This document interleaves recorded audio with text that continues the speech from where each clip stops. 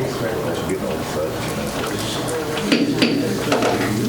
afternoon, ladies and gentlemen. Welcome to this Berkeley County Board of Education workshop, Tuesday, July 9th, 2019. I call this meeting to order. I declare a quorum is present and the media has been notified. Is there a motion to approve the agenda? Make a motion. Second. There's a motion by Mr. Ramsey, a second by Mr. Barrow to approve the agenda. Is there any discussion? Hearing none, we'll call the question. All in favor, please respond by saying aye. Aye. Opposed, nay. The ayes have it. So most of today is going to be a workshop. Eddie and I tried to work together and put things on this workshop that are things that we've had discussion about or need additional information about. So we're going to be covering the McCrell evaluation tool, and Dr. Ingram has done his self-assessment, and everybody has a blank copy of the tool, but we have somebody from McCrell here to give us more information about the tool. We also have a demonstration of the Chronos time clock system because we're going to pick up the discussion of that policy in another 6 weeks, so I want everybody to be educated on what that looks like. We're going to do some regular business with attendance appeals and all, and then we're going to come back and talk about capital and board protocols, mission, vision. So our purpose of today and what we normally do in July is try to refocus and get back on track after the school year and focus what we're going to be working on for the next school year. So that's what we tried to put in the workshop. So very happy to have someone to go through the McCrell evaluation system, and I'm going to hand it over to Dr. Ingram. Sure, thank you. Thank you, Sally. Board members, I'd like to introduce to you Kent Davis. Kent, I feel like I've known Kent forever, but today was actually the first day we've ever met, correct? Yes, sir. Kent hails from Phoenix, Arizona, but was a district administrator for quite a few years. I'll let you tell about yourself, but Kent did a very good session, I think, with our cabinet this morning because this coming year we'll be using a version of my instrument with cabinet members, so it'll be closely aligned. Talked about goal setting, systems change, I think is a fair way to say it, Kent. So I don't want to, the meter's running, so I want you to have all the time, and I'll say as little as possible, but that's kind of hard for me. So I'll sit on my hands while you talk. Kent Davis. Thank you, Dr. Ingram. Madam President, members of the board, and Dr. Ingram, thank you for the opportunity to speak with you today. Real informal, I'm going to go over some things, but stop me with any questions that you have. First of all, I'm excited to be here. First of all, it's my first time in South Carolina, but excited to be here because the instrument that I know you've done some things with it, but it really takes superintendent evaluation to a different level. In my 26 years as an administrator, what tends to happen is that superintendent evaluation is a checklist. And what we really want to have is what the board and the relationship with the superintendent really be about improving student achievement. And believe it or not, there's not a lot of places that want to change their instruments to really bring that. So I congratulate you, and for Dr. Ingram saying, here's where we want to go. So let me tell you just a few things.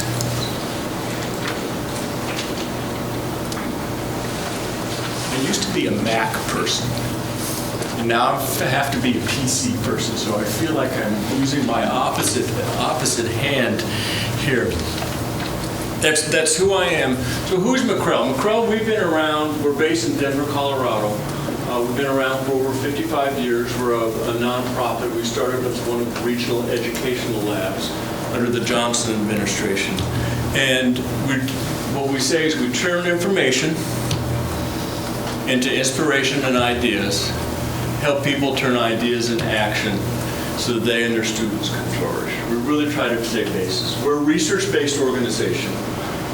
Back in the 60s, we were basically all research, but all federally funded, and as we all know, nobody's 100% federally funded anymore. So I'm on the consulting side of the aspects of McCrell. We still pride ourselves in being a research organization, and the information I'm going to share with you this afternoon is about our research on district level leadership. Tonight, or this afternoon, what I'm hoping is really support that research for best district improvement, help understand those purposes of the evaluation, and really look into that process.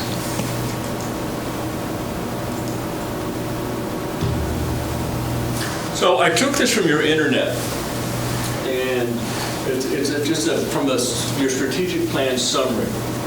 And I put it up there because it really is about the superintendent as well as the central office evaluation and other evaluations should really all be tied to making a difference for the system and really accomplishing your strategic plan.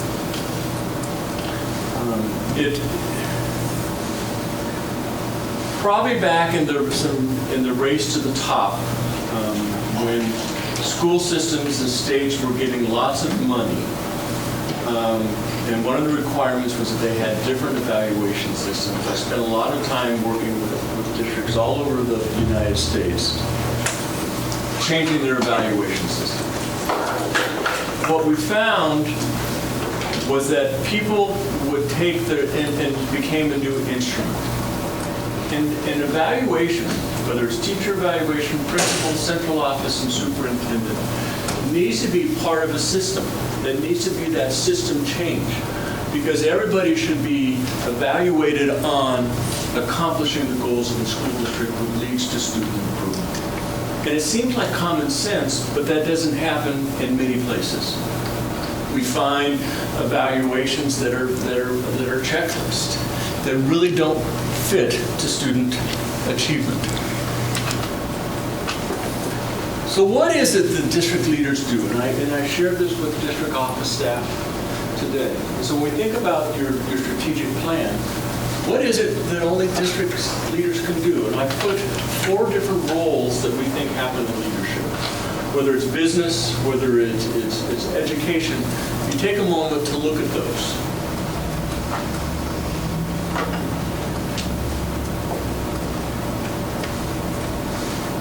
What is it that district leaders do?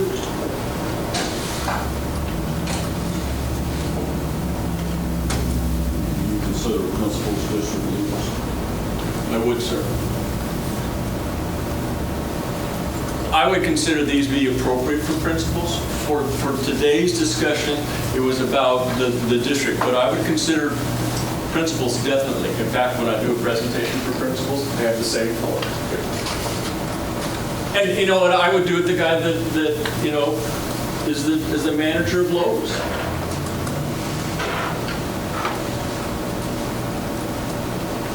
So when we think about accomplishing the strategic plan, and we think about the roles, in this case it's Dr. Ingram, but it's with the staff too, it really is about shaping the culture and the people to accomplish that.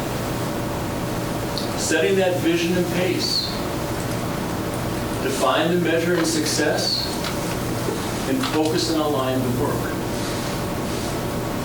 Depending on the context of Berkeley County, you may spend more time in one of the areas, but it really is that you have to spend the time in all 4 areas. Because you can't develop the culture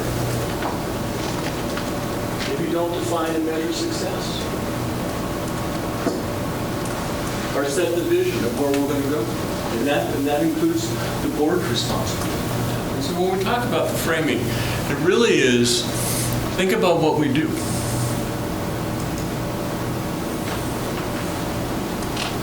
We start off with moral purpose. And moral purpose is, why do we do what we do? And in education, we think that we wouldn't have to do that, but I think that sometimes we have to come back and review, why is it what we do? And even as board members, what do you do? And I asked this question for the central office staff today. What do you do? Whom do you serve? What do they need from you and how do you know? And how do they change as a result of what you do? And it's interesting because as we talk to transportation director, maintenance is, whom do I serve? Sometimes that gets confusing. We all serve kids. As we talked today with transportation, who's the first person that usually sees a kid in the morning? And the last person in the day? It's the bus driver. And so it's good that we start with, why do we do what we do? And you know, I'm not going to ask you those questions, but the point is just thinking about, you know, our moral purpose for, you know, who is Berkeley County? What do we do? Stop me at any time. Here's a definition of moral purpose.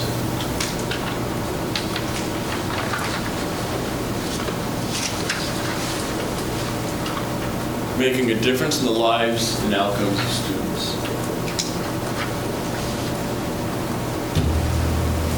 So why are we here? I said that McCrell was a research company, and so we did a study that says, what is it that district leaders do? What do superintendents do that makes a difference with student achievement? We've done the same with what do teachers do, what do principals do, but we said, what is it that districts do? Do they really come in and make a difference with student achievement? And we found out in our research, and that's what the evaluation instrument is based on, is that there is a relationship between district level leadership and student achievement. The superintendent and the district office staff make a difference in student achievement. The district level matters. We discovered in our research there are 6 district leader responsibilities that are each statistically significant and have a positive correlation to student achievement. But we also found that leaders perceived as strong do not always have a positive effect on student achievement. Our assumption, McCrell's assumption on district leadership, is we still have work to do to optimize our existing forms of schooling. We're still not there. We're still trying to figure out how we can optimize that. I'll let you read that second one.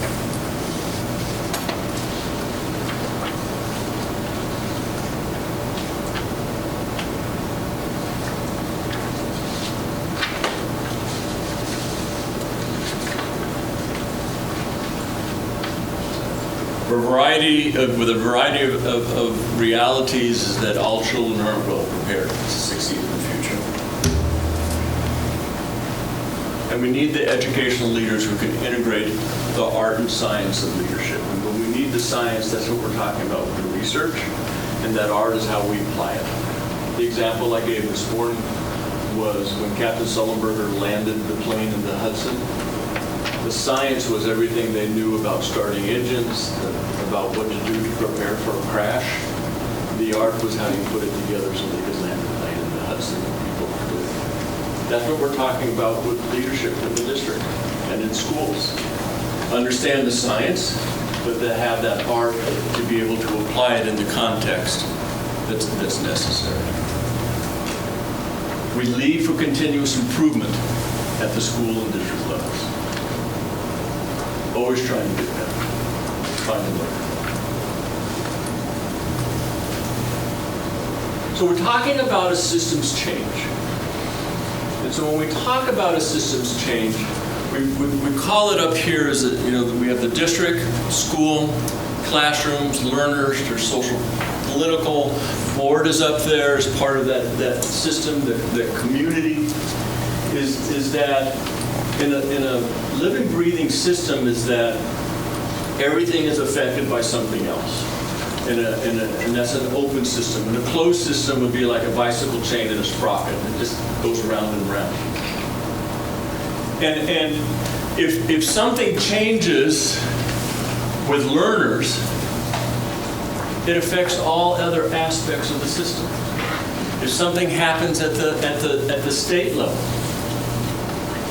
it happens. And I understand the state is really working on a multi-tiered system of support, MTSS. That's going to affect everything that goes on. And when we look at that system, is that we have to figure out what happens with schools, what happens with the districts. And so in a systems change, we're not just changing schools. It really is that we're changing everything and how we operate.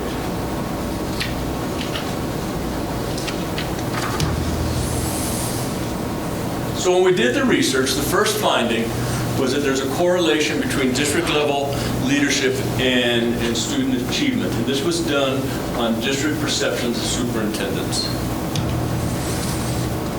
Now, I'm not going to get into that, that's sort of boring. But we know that when superintendents were implementing the responsibilities that we discovered, is that we found that there was a difference in student achievement as compared. So superintendents that were perceived as stronger, we found that there was a correlation with student achievement.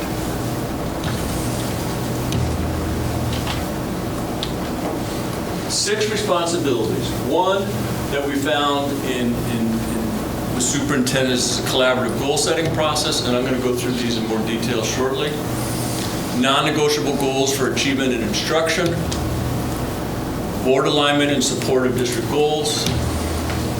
Use of resources. Monitoring goals for achievement and instruction. And defined autonomy superintendent relationships with schools. 1, 2, and 3 really are with the superintendent and board. 4, 5, now, district office has support in that, and that 4, 5, and 6 is really about the superintendent and central office staff. It's in there. So I'm going to go into, I'm going to go into what each one is. So when we talk about collaborative goal setting process, the superintendent involves board members and principals in the process of setting goals. In some systems, the superintendent sets all the goals. What we're saying in our research is that the superintendent involves board members in that process and principals. Some of those practices would be, what's the nature and function of goal setting? And what I mean by that is that, are we setting goals for a compliance, or are we setting goals as a roadmap for what we're going to do?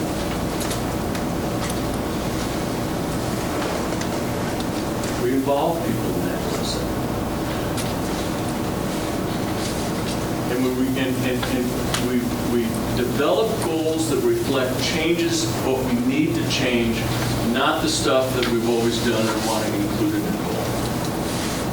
It's about student achievement. It's not keeping us where we are, but taking us to where we need to go.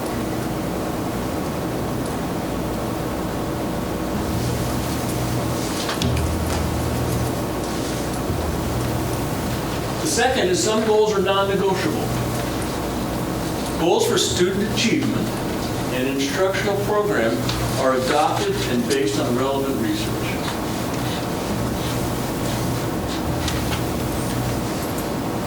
Establishing priorities against the district's instructional goals, 5 years, and diverse instructional methodologies. So one of the things I know that South Carolina, as I said before, is working on MTSS, which is a multiple tiered system of support, where you provide different levels of support for kids based on their needs. And I know that's new, and I know that it's just being implemented.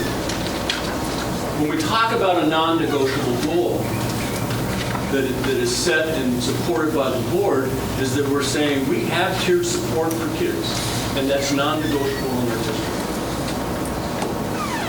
Tier 1 would be the type of instruction that would happen in every classroom, every day.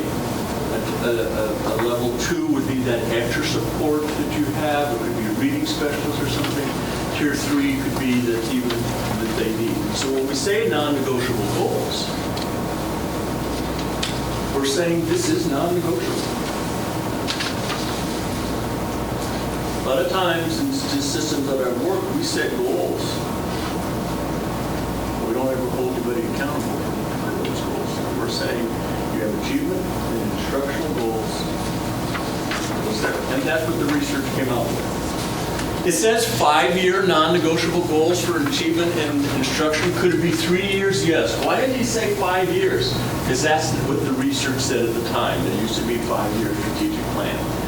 It doesn't mean that 3 years isn't appropriate. It came from that. Someone needs to tell the state of South Carolina that, because they change as often as it's insane how much the state changes what they're going to do. As much as who's the governor changes, they change. So we're a lot of times trying to keep up with the state. And I'd like to say that South Carolina was the only place that was. It's everywhere. It's, you know what, and the things that we're talking about here, you can't get done by October. You know, it's a 5-year process to get some of these things done. And if you keep changing it, nothing gets done. Nothing gets done. And we talk about instructional methodologies that's here. And some of our other work that we do, it's about the instruction. The McKinsey & Company did some research about what do the best school systems do in the world. It wasn't about smartphones. It wasn't about textbooks. It's about the relationship between the teacher and the students and their ability to teach. Now, smart boards and some of those other things are nice. I'm not disagreeing with it. It's about that quality of instruction in the classroom. So when we know a lot about instruction, what do we hold people accountable to? I gave the example to say that if I broke my leg here, or in England, or in Vietnam, or in any place that I broke my leg, chances are the doctor the way that they go fix my leg is going to be more similar than not in any of those places. Now there may be different levels of expertise, but the way that they fix my leg is going to be pretty much the same. The way that we teach double-digit multiplication in the same school, in the same district, in the same country, we can't count that high. We know too much to say, this is good instruction. That's that science. We still have to apply that. But when we talk about diverse events, those are the things that we're talking about that are non-negotiable for students and instruction, for academics, instruction and achievement. Just hold people accountable for the things that they do. It's not always popular. Board alignment and support. Board support for district goals and achievement and instruction is maintained. Alignment of the board president regarding, and that means the whole board, district achievement and instructional goals. That the board remains situationally aware on the political climate of the school district, and providing professional development. So what does this mean? Because sometimes people are going, okay, what does this mean for board support? We approve things. But should it be is it the focus?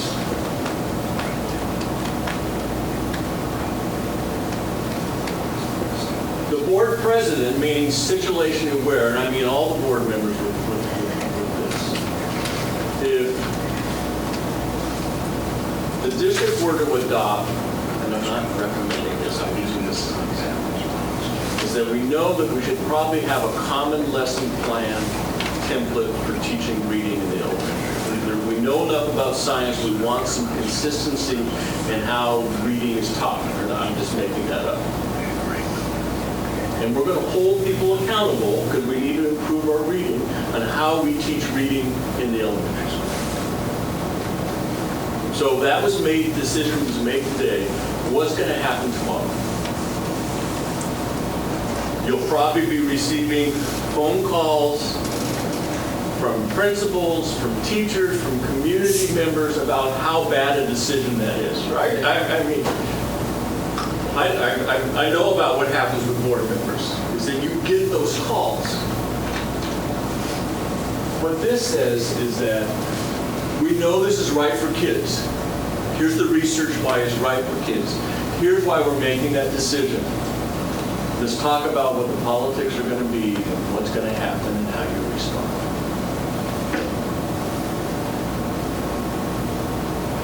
We all know the types of decisions that are going to get your phones ringing. Let's be open about that conversation. That's what this is. Let's know what that means. And then alignment of the board.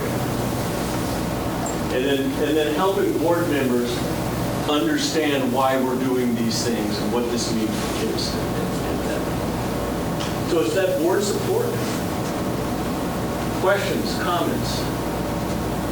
I know I'm going fast. I'm conscious of the time. Yes, sir. Hey, you stated earlier that the only way that the superintendent works or board work is if we have that working relationship together. And the only way that you can actually hold the superintendent taking accountable and based on evaluation, et cetera, is when he or she brings that to the board to say that this is what research shows, this is what we need to do. And if you want to be able to allow him and his staff and others to do their job, then the board has to come together and say, from research and information, this is the way to go now. And when parents and community folks contact board members, we have to be on that same page to get those same comments and information going forward, and then tell them that you need to contact our superintendent and education administrative staff, etc. That this is why we made this decision, and we will hold ourselves accountable. If something goes wrong, we feel very comfortable with the decision that we're making. And thank you, sir, for saying that. That's a role of the board, and it's also a role of Dr. Ingram. And it goes back to that first one, is that we have collaborative goals that are set. It's not the board setting the goals. I'm sorry. It's not Dr. Ingram setting the goals. It's that this is what we've said is important for Berkeley County school systems, and we all agree, and here's why it's important. That's that collaboration. Absolutely. And that's two. Then it's that non-negotiable goals. If we're going to do that, if we're going to improve reading or we're going to improve math, we know that this has to be consistent throughout the school. I told the story today. When I became a principal, I was an elementary principal, I felt like I had 50 independent contractors, and the only thing that kept us together was the bell. Because when the bell rang, they all went someplace, okay? And that's the way it was, okay? When I went to the district office, and I was an associate superintendent in a district about your size. We were 38 schools, 38,000 kids. I felt that I was with 38 independent contractors that had 50 to 100 independent people in there. It's real hard to move forward. It's like herding cats. You can't do that. But it has to start here. With the board and with the superintendent. And that's part of that. Here's what we decided to do. Here's what's non-negotiable. And we are going to stay true to what we've said. And we know that the phone calls will come, but we're going to deal with it. It's hard to balance the what with the how, because sometimes we want to take it and tell a teacher how, but we want those teachers to have autonomy to teach and implement the how. I feel like it's important for us to say what needs to be accomplished, not how. I'm an engineer, I'm not a teacher, I can't tell someone how to go teach children, but I can tell you I want every kid to be able to read and get out of third grade. So I feel like sometimes it's hard to stay out of the weeds of the how. It is, but I think we can say something was running out on the rail. We can say more about how things are done because of what the research says. We know what good teaching looks like. And let's hold people accountable. That doesn't mean that every classroom looks the same every day. Heck, I wouldn't want that for my kids. You know, I don't think anybody wants us to do that. There's got to be that extra, that's that art. But we know too much. We could come up with model lessons in Berkeley School District about how to teach double-digit multiplication with regrouping. We can come up with and know what that good teaching looks like. But we're all going to have kids we're going to have to prepare for that. And so I understand, and we don't want to dictate the things that don't need to be dictated, but sometimes I think we need to say, you know, this is the way we do it. But that's a tough balance. It really is. So the part then, the board still has a role with this because it relates to what you do, but now it's with Dr. Ingram and his staff is dedicated and used for professional teachers and principals to achieve district goals. You know, I've worked and Dr. Ingram, I will say, speaks very highly of you as a board and trying to make a difference for kids. We've tried to do things around teaching reading, but nobody wants to give us the resources to do anything. Like the states do, right? The states make mandates, unfunded mandates, right? You come up with the money to do that. You can't do it here. And so they're professional learning of teachers, directed to achievement and instructional goals. We have to help people get better. A common instructional model and a master plan to coordinate professional learning activities so that they directly relate to goals. This is the goals. Are we spending our money to accomplish the goals? Of all the things I think we do, this, I think we work really, really hard to do. To put our money where our mouth is. That's excellent.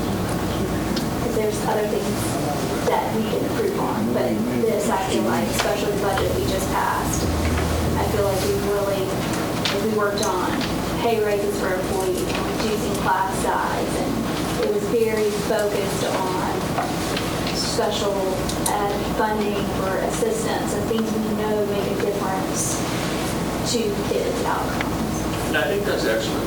It is so easy to get sidetracked. With limited funds, different needs, it's easy. What we're saying is resources. Sometimes it's time. We have to value the time to train people or do whatever. But that also involves the staff. Monitoring goals. It evaluates the district instructional program, the impact, and the implementation of the implementers, some of the practices. Ensure classroom observations are conducted frequently and systematically by central office staff with school-level staff. So we found that in our research. It wasn't just principals in classrooms. We want principals in classrooms. It was central office staff walking into classrooms with principals. Sends a huge message that this is important from a system and a district perspective, and so we're here to do it. And it's not a gotcha. It's not a walk in and say, why aren't you doing it? The walkthroughs really help determine what support people need.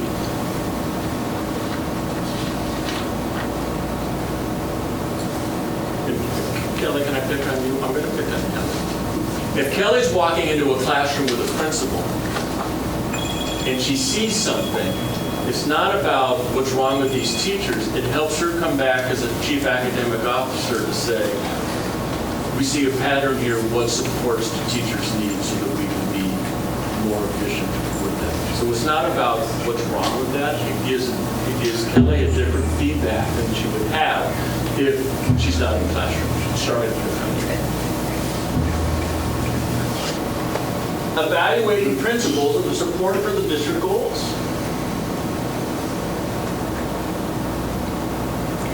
And instructional needs from diverse populations. Go ahead.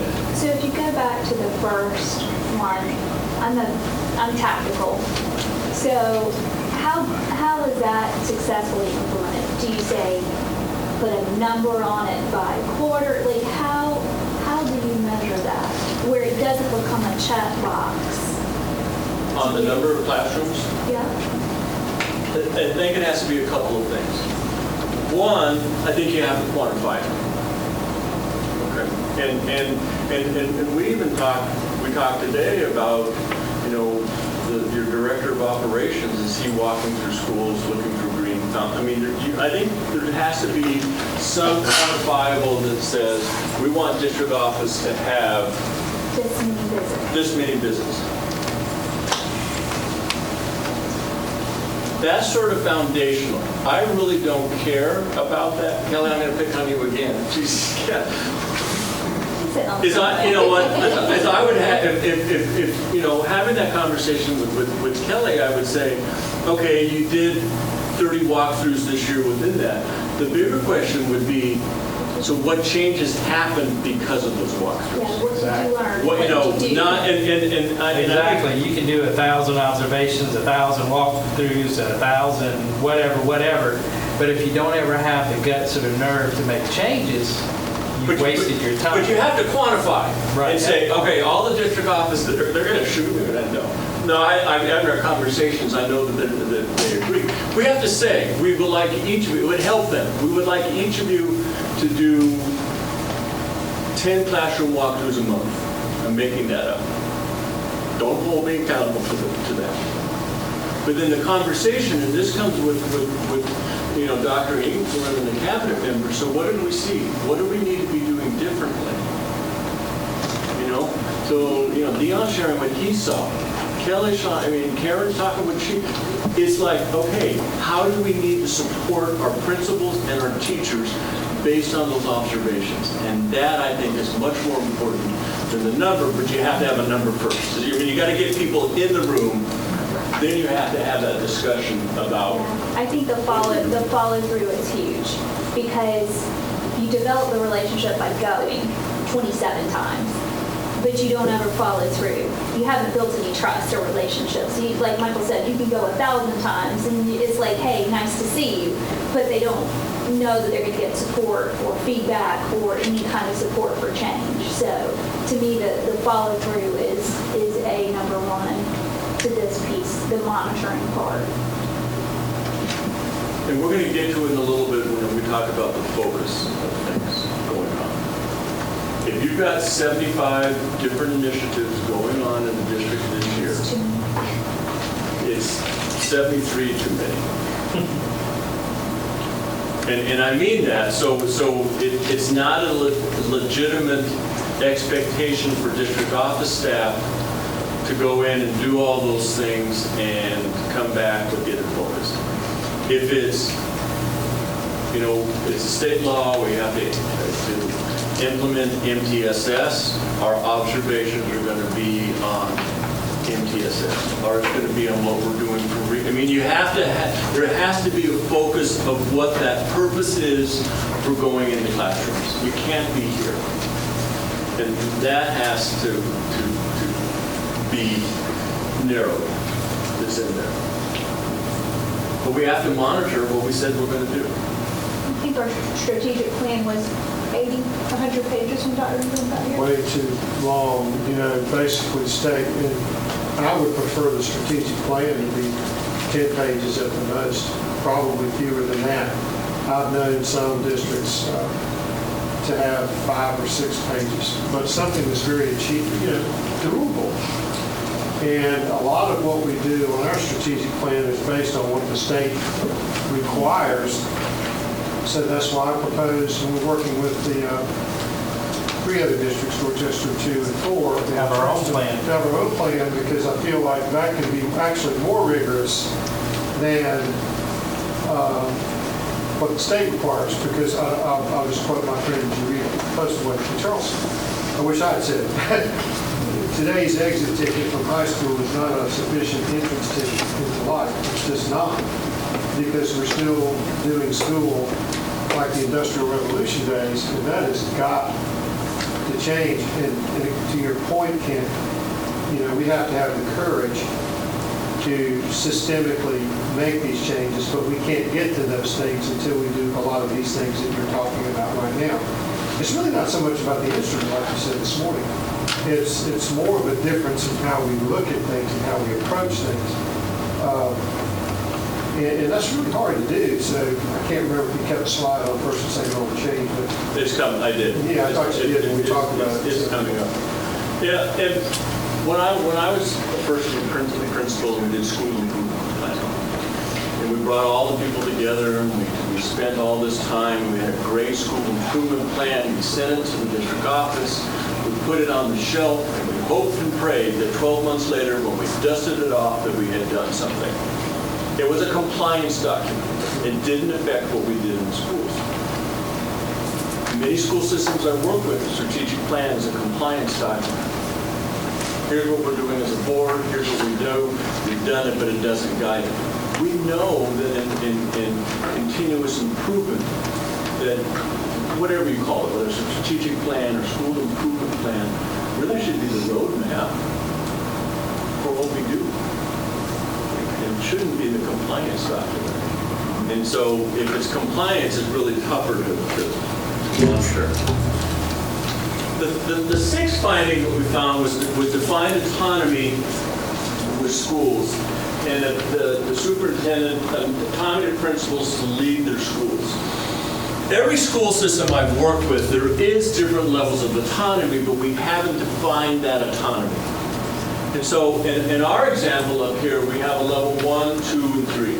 So level 1 is that the district office provides constant direction. The level 2 is regular guidance, and the level 3 is there's more. So let me give you some examples. And when I say define it, when do I become a level 1? When am I a level 2? And when am I a level 3? So in my district, we didn't define it, but this is what we did. If you were a brand new principal, you've never been a principal before, you are automatically a level 2. You get a different level of supervision and a different level of being able to make decisions for your first 2 years than people that have been effective and been here for 5 or 6. One of the schools that I supervised was in trouble with the state because of academic scores. We didn't call them level 1, but that principal didn't get to make any professional development decisions that didn't get run by me. A much greater. I had principals that their favorite color was red when it came to the budget. They were always doing something wrong to overdo the budget. They couldn't make a decision without it. So what we're saying is there's different levels of autonomy, but you have to define them. So it isn't that, so-and-so is a level 3 because, Kent likes them. There are specific criteria. If you can't do your budget, or if you're in trouble because your academic growth is here or there, you're going to be in level 1. You don't get to make those decisions. I can't help but to ask you to qualify, because you and I had that conversation. Well, actually, you said it in the cabinet meeting this morning.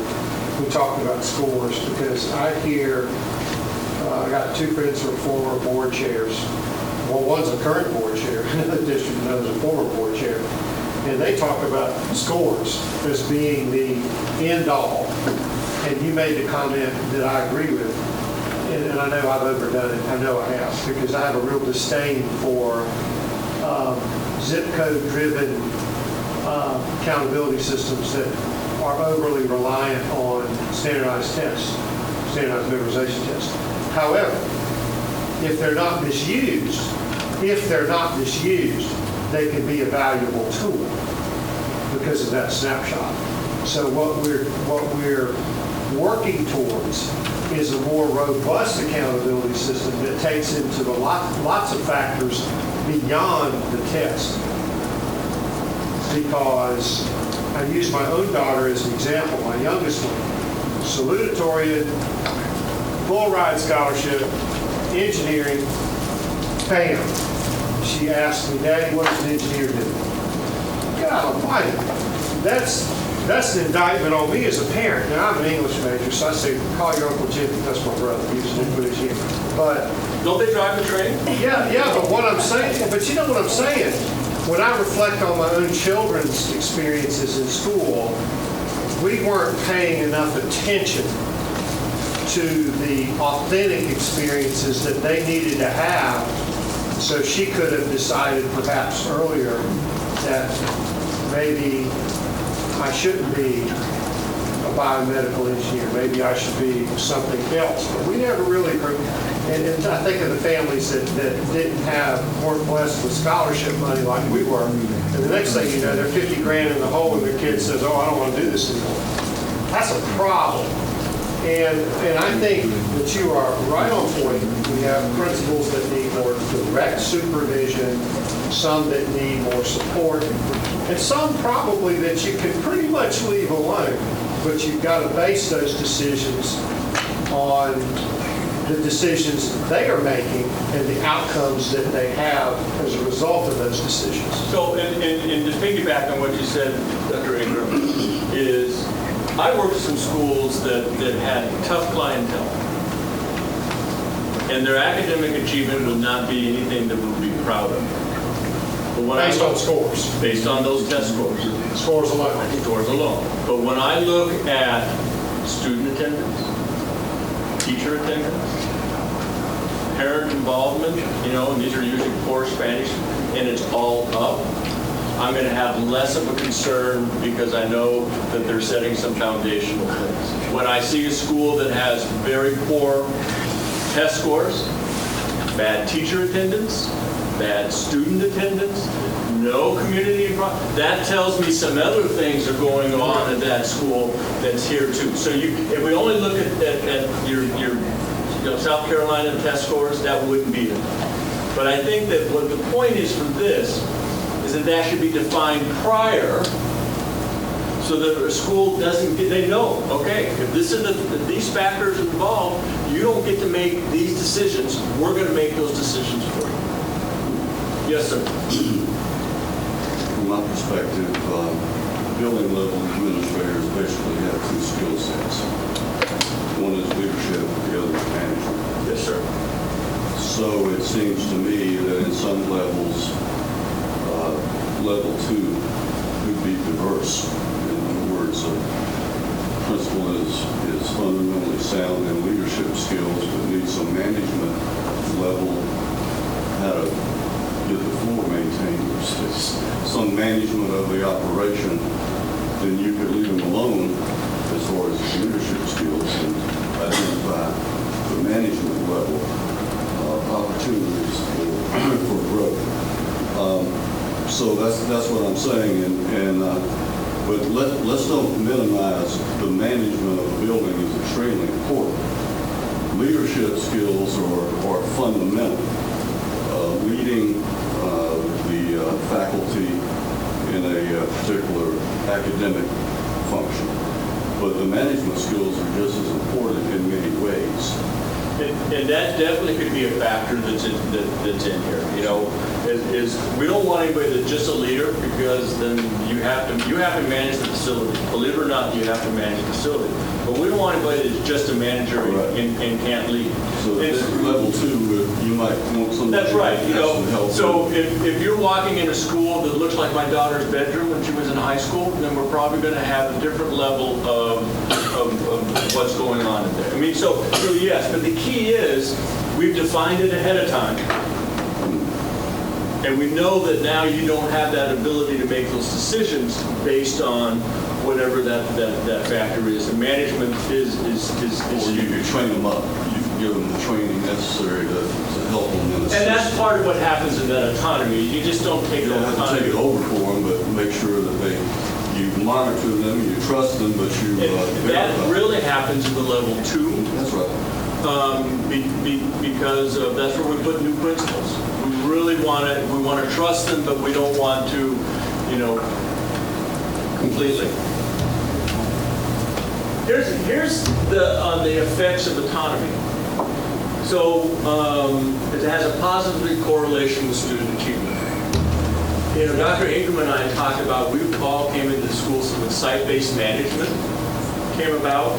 And site-based management is you get to do what you want to do, when you want to do, and there's nothing that's there.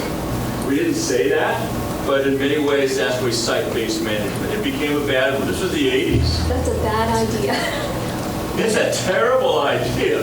It really is. But schools went through this site-based management. Anybody else remember the site-based management? Right. Yeah. 80s. Yeah. It was the 80s. You know best. Well, you know best within a parameter. That's why we've done it within an autonomy. That's what we found in the research. And I'm moving because I know I'm running out of time. Here's the bonus finding, is that we didn't expect this when we did the research.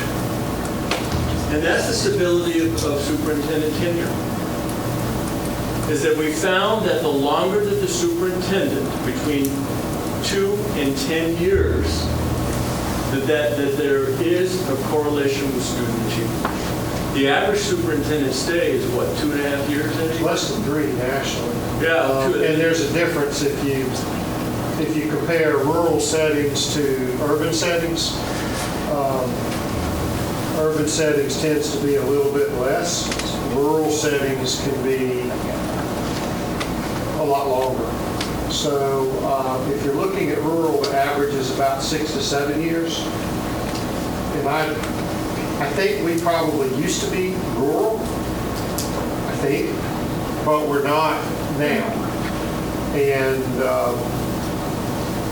I think when I think about moving forward with this district and the desire to help it become systemic is, and I'm not talking about my job or any one particular job, I'm really talking about systemic system so that boards after you and superintendents after me can continue to thrive.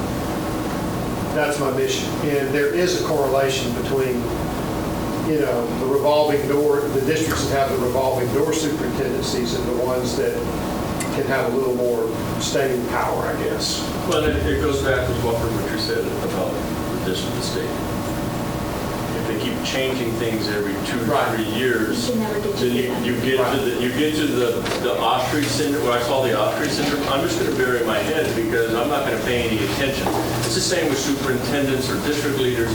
If it's that revolving door, I'm just going to do what I need to do in my classroom, but I'm not going to pay attention to any of the things that the district does. Because they're thinking they're going to outlast us anyway. And that example. I was here before you. I call them the grand dragons of gloom, and I had this said to me when I became a principal. I was here before you, I will be here after you, and there's nothing you can do to teach me anything. And I think she's still in that classroom 50 years later. That's just a review of those responsibilities. The evaluation process, and I'm going to tell you the process that we use. You've already started that. What you have to do is make it work for you. You don't have to follow what we put out there, but I think you have to be anchored in the research that we've said makes it an effective district. And so we've talked about the responsibilities, the components, the process. I think you've been pretty good about following the process with the self-assessment and the outcomes. It has to work for all of you. So the instrument itself, as you know, there's a framework component, and there's 4 framework components: purposeful community, managing change, focus of leadership, and then there's a management one that gets into finances. And so the rubric is developed by that. You'll see the element that's underneath there. This one is purpose and outcomes. You'll see the leadership practices. In bold, these are the ones or the practices that came from our research. So people, it's in there. And you'll find that most of them are in that proficient and accomplished area. And then the rating scale, which goes from developing to proficient, accomplished, and distinguished. In the rating scale, it's additive and cumulative. So for somebody to be proficient, they will have had to have everything about, I think I've got a slide coming up, check in developing and proficiency. And then to be accomplished, they have to have it all done, developing, proficient, and accomplished. And I think I shared that with this board last year, during my self-assessment. Because we really hadn't gotten to all of this yet, so there was no way, and you'll see my self-assessment if you haven't already looked at it. It's slightly higher than last year, but not significantly higher than last year because we're taking baby steps. And we should celebrate what we've accomplished, but there's much more to do. And I'll talk about that at the board protocol review. I'll kind of mention it a little bit. And I have it a little bit farther. This is designed as a growth instrument. For the superintendent, and it's the same for the district office staff, is to move forward based on some of the expectations of the governing board and what's required within that district. It's different because, especially when you with media and everything else, they're saying, why isn't our superintendent distinguished on every item? Can't be. Yeah, it's, well, like the news is standing outside when I drove up, and I'm like, oh my Lord, what are we doing that's newsworthy? And they said the superintendent's evaluation, and I'm like, well, this is a process, and we're on step one, but it's kind of like test scores, where they feel like there's going to be this end-all, be-all check mark or X mark that some thing is going to happen, where with this continuous improvement tool, it's much more measured and focused. It's not a check mark, one check mark or one X mark. It's multiple evaluations together for an overall. The gotcha from evaluations is happening with kids, it's happening with teachers and principals. And I tell the story that when I was first a principal, my role as a principal was retain or remove teachers in that first 3 years before they got tenure. It's we're either going to keep you as a teacher or we're not going to keep you as a teacher. Once you got tenure, then we didn't worry about it. The expectation today is that principals help teachers get better. The expectation for superintendents is that they help their district staff and their principals get better. And so the evaluation systems that we had before, which is that checklist, no longer meet with the requirements that we want. Dr. Ingram's job is to help his district staff and principals be better next year than they were this year. And I would submit, Ken, and we haven't had a lot of conversation about this, but we touched on it on the phone because we've had many phone conversations before today, even going back to last year, that this can really be used in some ways as a self-reflective tool for board members as well, because a lot of this is, it's not my job to, I work at the pleasure of the board, any superintendent does, but I wouldn't be doing my job if I didn't at least offer the opportunity for board members to self-reflect on their own actions as individual board members and as a collective group. And I've got some other things that I've got some other people working on for me that if you're interested in an instrument for yourselves that we can develop. I'm not developing it, I've got Andy and quite frankly his wife, but she's an expert in that. But anyway, that's later down the road. But I think it has to be, we know that the stability of the superintendent from the research is important. And Dr. Ingram is part of this community. And so it's you have to have an honest evaluation, but it's also the board's responsibility to provide the direction for where you feel that Dr. Ingram needs to go. There is that accountability for the board with it. It can't be a gotcha, unless there's some other things. But I mean, for the most part, it's a growth instrument.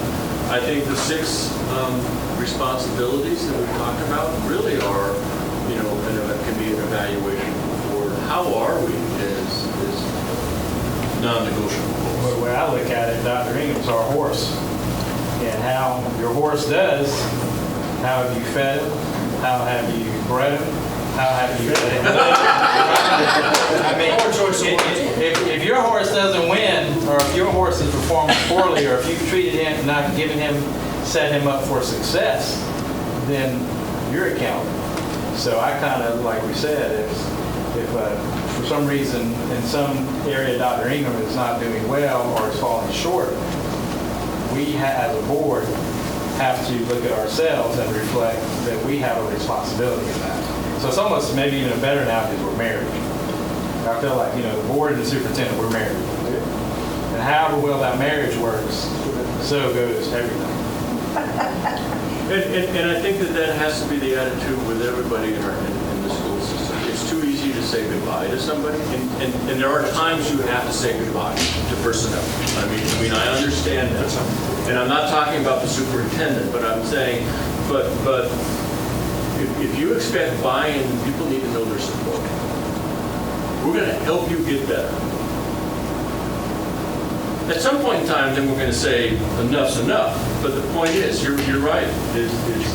Here's where we are. Okay, I'm going quickly. So one of the areas is what we call purposeful community. And that purposeful community really gets away when I talk to those independent contractors. Are we all purposeful in accomplishing the school and district goals that we have? And unfortunately, I can't go over all the components. The one I want to talk about is collective efficacy. So collective efficacy, perceptions of teachers in the school that they can accomplish the course of actions necessary. So the example I gave today is I work with a school that was 90% free and reduced, 90% ethnic minority, and 70% second language. And all Spanish. Well, mostly Spanish. And they were about the 50th percentile in reading on our state assessment. 50% of the kids were meeting the reading. And they basically said that any expectation that we can do better than 50% is not realistic. They didn't believe that they could accomplish the course. We would ask them to go to 75%. We're saying, let's shoot for 55%. And they basically said, we can't do it. What we know from the research in collective efficacy, when I went to school, it used to be that the biggest predictor of a child's academic success was mom's social economic status. We know from the research is that a school's measure of collective efficacy is a higher indicator of a child's success than social economic status. We're not going to get into it, but we get into how do you build collective efficacy, because there's ways. We talked about it a little bit today. The other component of that is change. When we talk about our theory of change, so when we talk about managing change, we talk about there's 4 components. Create demand. How do you create demand for the change? And part of that, 2 aspects of that is one, you have to create a current discontent with what's going on, but that's not enough. You also have to get people to want to go to a more attractive vision. So I don't care where we are, you have to help me get there. We have to implement, monitor, evaluate, and if it has a second order, it's manage personal transitions. So when we talk about change that has first and second order implication, a change that has first order implication is an extension of the past, consistent with organizational norm, easily learned doing new knowledge in schools. And it's about the person that has to implement. The example that I give would be a new textbook. If we got a new math textbook, it's an extension of the past. We get new textbooks and systems. I don't have to learn how to teach math. I have to learn the textbook, but I don't have to learn to teach math. For the most part, it has first order implication. Now, all of your high schools are mostly on block schedule. Block schedule could be a change that has second order. We're going to go from teaching 50 minutes to teaching 75 minutes. Is it a break with the past? Yes. Against the organizational norms? Yes. Require new knowledge and skills? Yes. I have to learn how to teach from 50 to 75 minutes. I still can't teach for 10 and have 65 minutes of independent practice.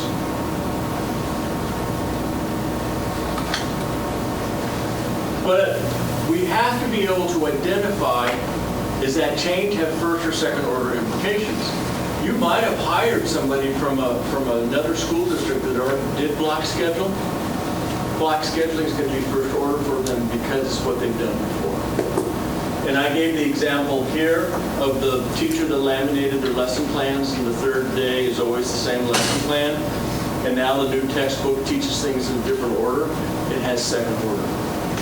Where this is important is not that one is good and one is bad. It requires different types of leadership. I lead a change with second order implication differently than I lead a change that has first order implication. If I don't know the difference, I don't change my leadership. And that's what we're asking. I'm going at 8. What we've done is with the focus of leadership, this is on a what matters most framework, but here's a little girl, second grade, maybe in the first grade. She's there for one reason, student learning. Look what we do to her.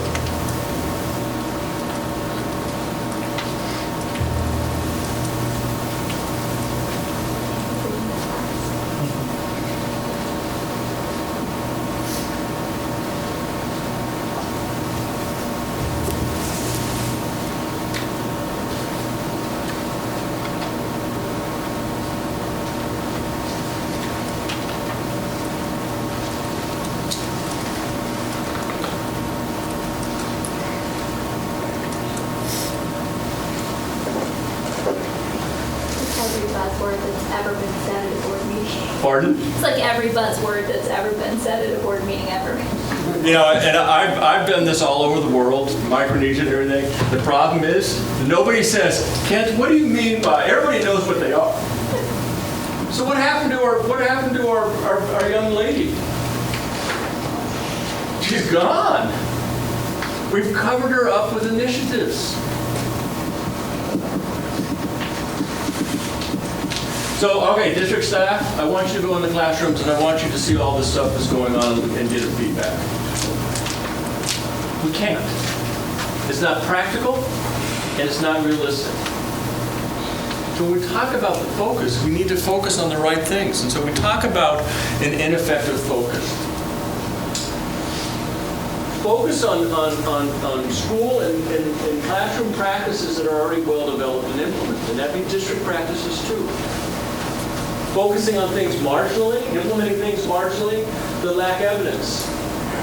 The example I gave for this one was in my daughter's elementary school is every Monday, my wife and I got a 2-page email or people could get a hard copy if they wanted that had all my daughter's assignments for the week. We knew it was hat day, we knew she had a social studies test, we loved it.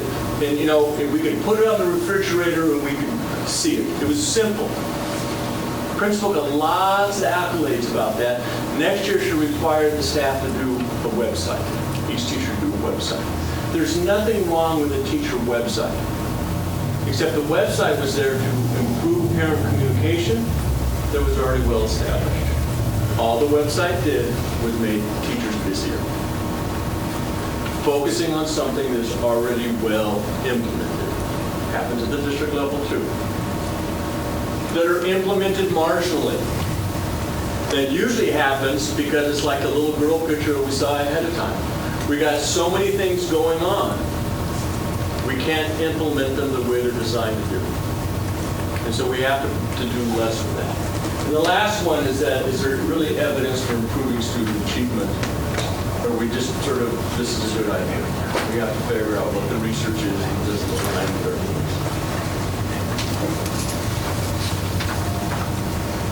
The management,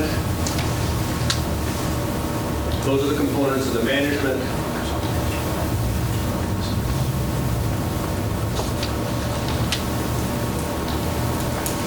So I talked about additive and cumulative for the rubrics, is that it goes from developed, proficient, to accomplished, distinguished.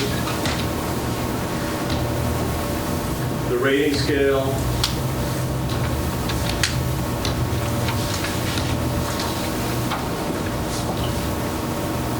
So if this was the check marks, there's one that is blank under accomplished, so the rating would be proficient.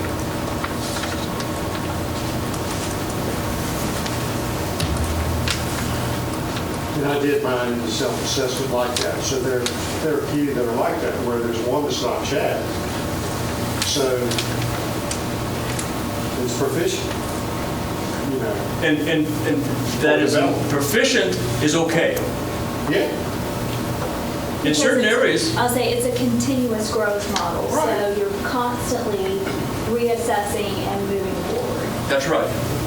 But in prioritizing the needs of the district, Dr. Ingram being proficient in a certain category may be just fine for this particular year, because you wouldn't want to take anything. What we really need him to be is accomplished in this area, because it leads to the implementation of MTSS or something. Because some of those things, so you don't want to take, just because he's proficient in all those aren't going to turn into goals. Yeah, we haven't really drilled down into the goals yet. We've just got more of an overview of the competencies, to be honest. So the step one is that Dr. Ingram does a self-assessment. That he comes in after his self-assessment, and he sets his goals for the next year and shares that, and the board gets to have input in that. Here's a key, is that whatever you determine the goals are, is the board also needs to determine what's the artifacts and evidence he's going to present at the end of the year to show that he made progress on his goals. That's decided at the time that the goals are approved, and not ask him to bring some sort of data in April that he should have collected in September. So when you set the goals, you've got to say, and here's an example. You know, Dr. Ingram, we want you to do 6 community meetings that are just open meetings, and the evidence we want to see is a sign-in sheet, your PowerPoint, the questions that were asked by the public, and your response to that. He knows that, so when he goes to do those public meetings, he gathers that information and gives it to him. You know, you can't ask him for a copy of something in April that he did in September. So that's important. And it really guides, the evidence and artifacts really guides what he does when he gets to those meetings or there. 3, at the end of the year, Dr. Ingram will collect all his information and analyze it. And then we'll meet with the board. The board independently, now this, you can change this, but our design is that independently will rate the superintendent. That's how we did it last year. That's how we intended to do it. And then, whoops, wrong way. And then you throw out the high and low. Becomes more of a median or a midpoint. Yes, yes. We're talking about. Yeah, that's how we did it last year. And then during that evaluation, he's also setting the goals. You're talking about the goals for next year. Okay. That's about 4 hours of information and about, how much? Oh, I'm probably a little bit over, about 65 to 70 minutes. Questions?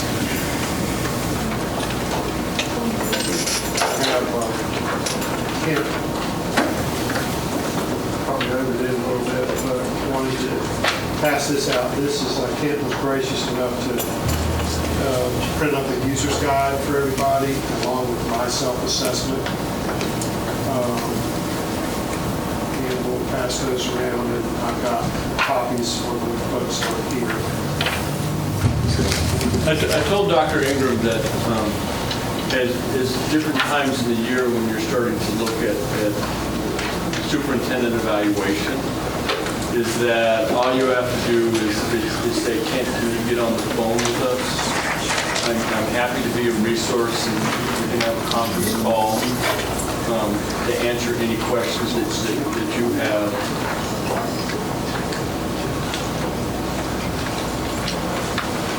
I'm impressed by your comments. It really is that this is about the board and the district all being in together to make a difference for kids. And that's so refreshing, I have to tell you. I congratulate all of you on that. It's nice to have an opportunity to work with people. Yeah, not many boards undertake this. No. And I commend you for it as well.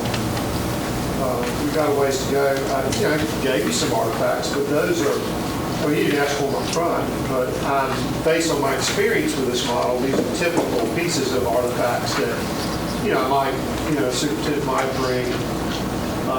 For instance, the one that you just got recently asked 8 scripted questions of kids.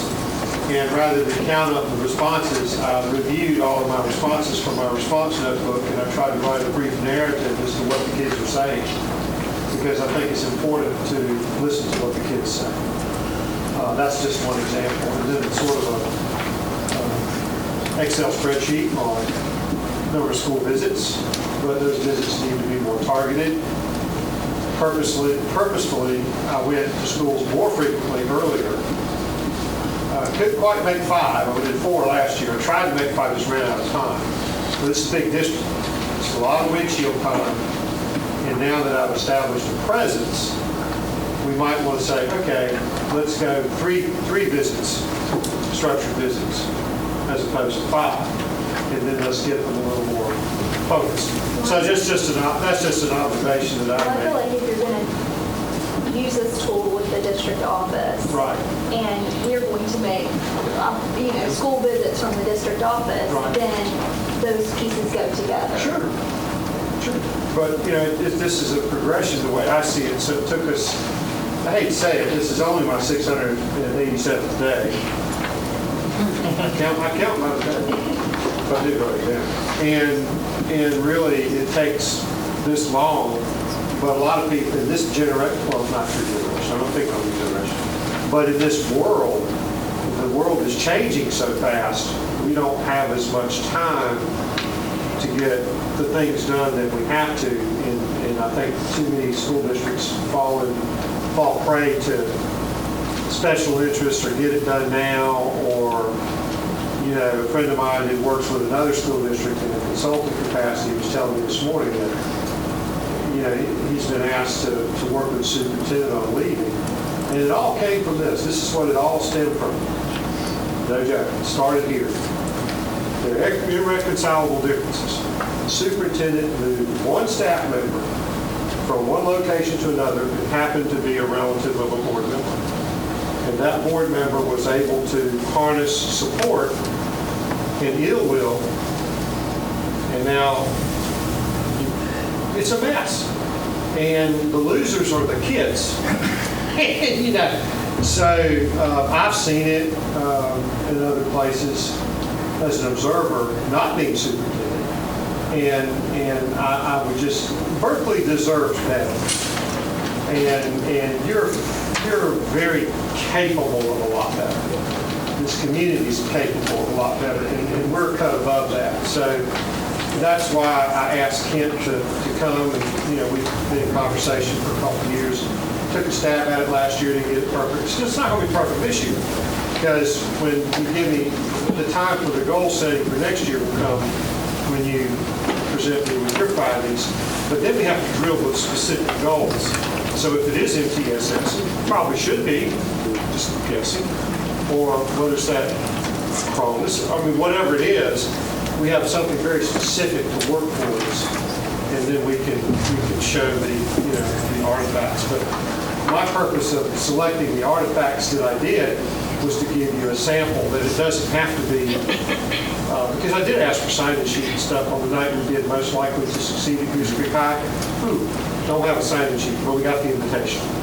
We had kids, Katie's got lots, she's not here, she's on vacation. documented evidence that we had a very successful night that night. Michael was in attendance, I think Ann was in attendance, I think Laura was in attendance. So it was a good night. But anyway, I don't want to belabor Well, and I encourage you to think about what the artifacts and evidence is ahead of time, Absolutely. because as a board, you have constituents you have to answer to, and I think saying that there is, we ask for some things from the superintendent, but it also guides Dr. Ingram and the things that, I don't want to keep any more of your time. I just thank you very much for your time today, and if you have questions, please let Dr. Ingram know. I'll be glad to answer them. It's been a pleasure to work with you. Thank you, sir. Thank you. Thanks, Ken. And Ken's going to be debriefing with me tomorrow morning, right? 8 o'clock. Do you have coffee, Eddie? Yeah. Okay, that's the best. Jonathan makes coffee that walks, so if you don't like You can't make coffee too strong. Okay. Don't tell Jonathan. Thank you. That's probably So we are running a little behind, but we're going to keep pressing. Next, I'm going to invite Ms. Diane Jitters to the podium. I asked for a demonstration of Kronos. We've had a lot of discussion about this. We've had a lot of feedback about this. We've had an updated policy that's not going to be taken back up in committee until September.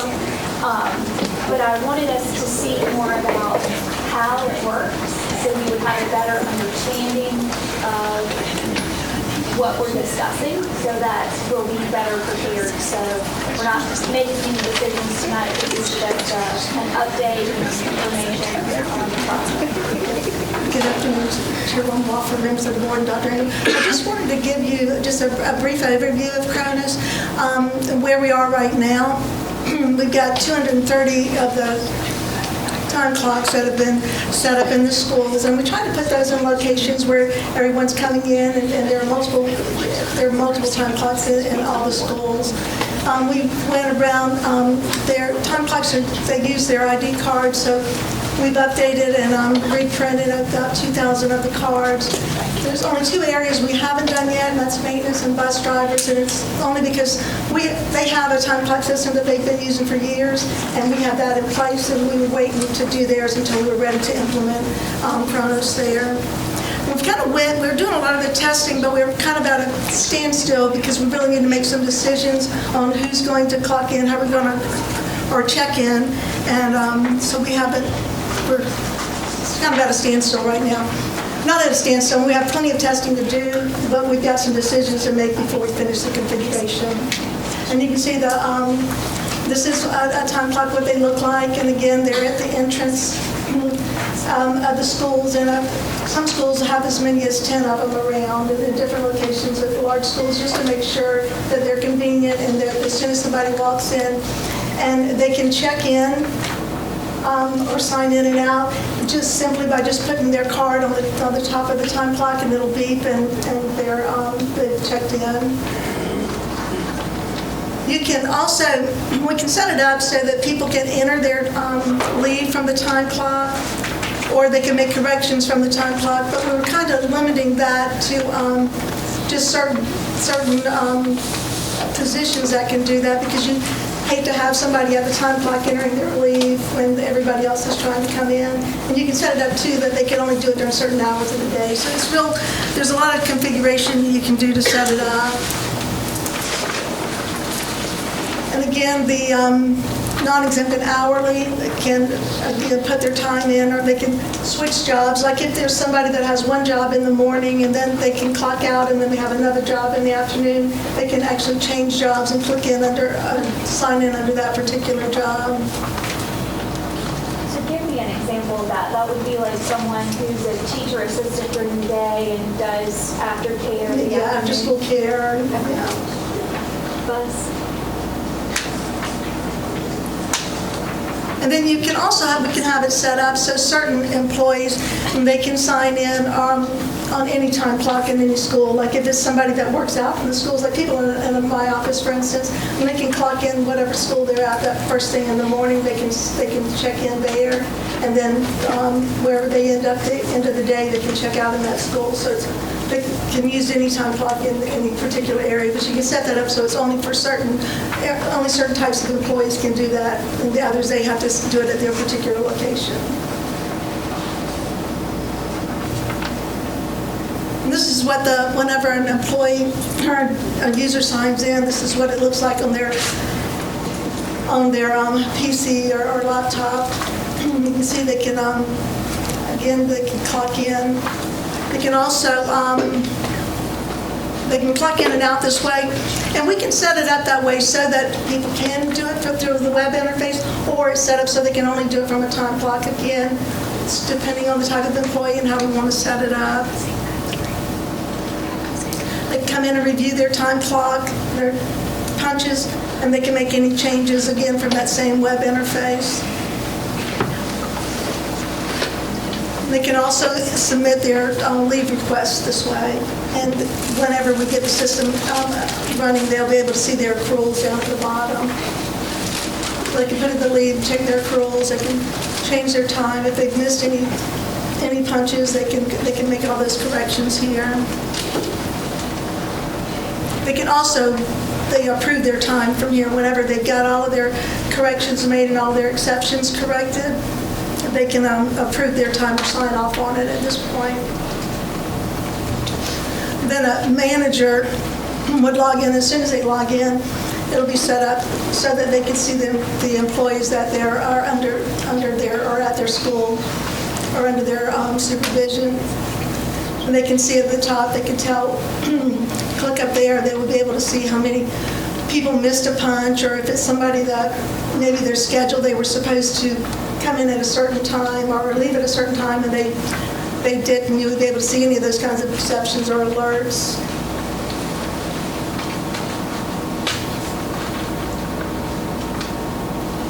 Again, the exceptions would come up and show that whenever they missed a punch. And if an employee, they can, whenever they log in, if they missed a punch the day before, they can submit that punch, and again, it will show up for the supervisor to see it, and they can check it. If a supervisor makes a correction, I forgot to clock out one day, and they made it for me, it's going to send it back to me to approve it, so that the employee always sees the time that's turned in. They're the last, their sign off on it. It's not turned in without them signing off on it.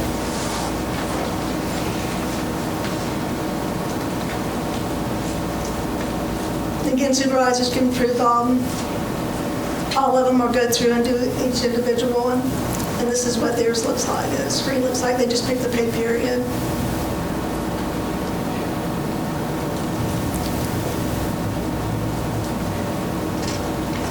And again, if you can see at the top if there's any exceptions, and then the exceptions would show up.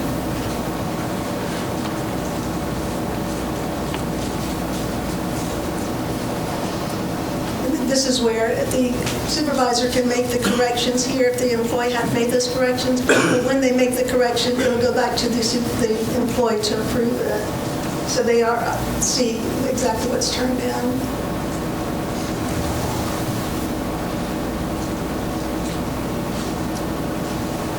Again, they can approve all of them or individually. And this is the leave request.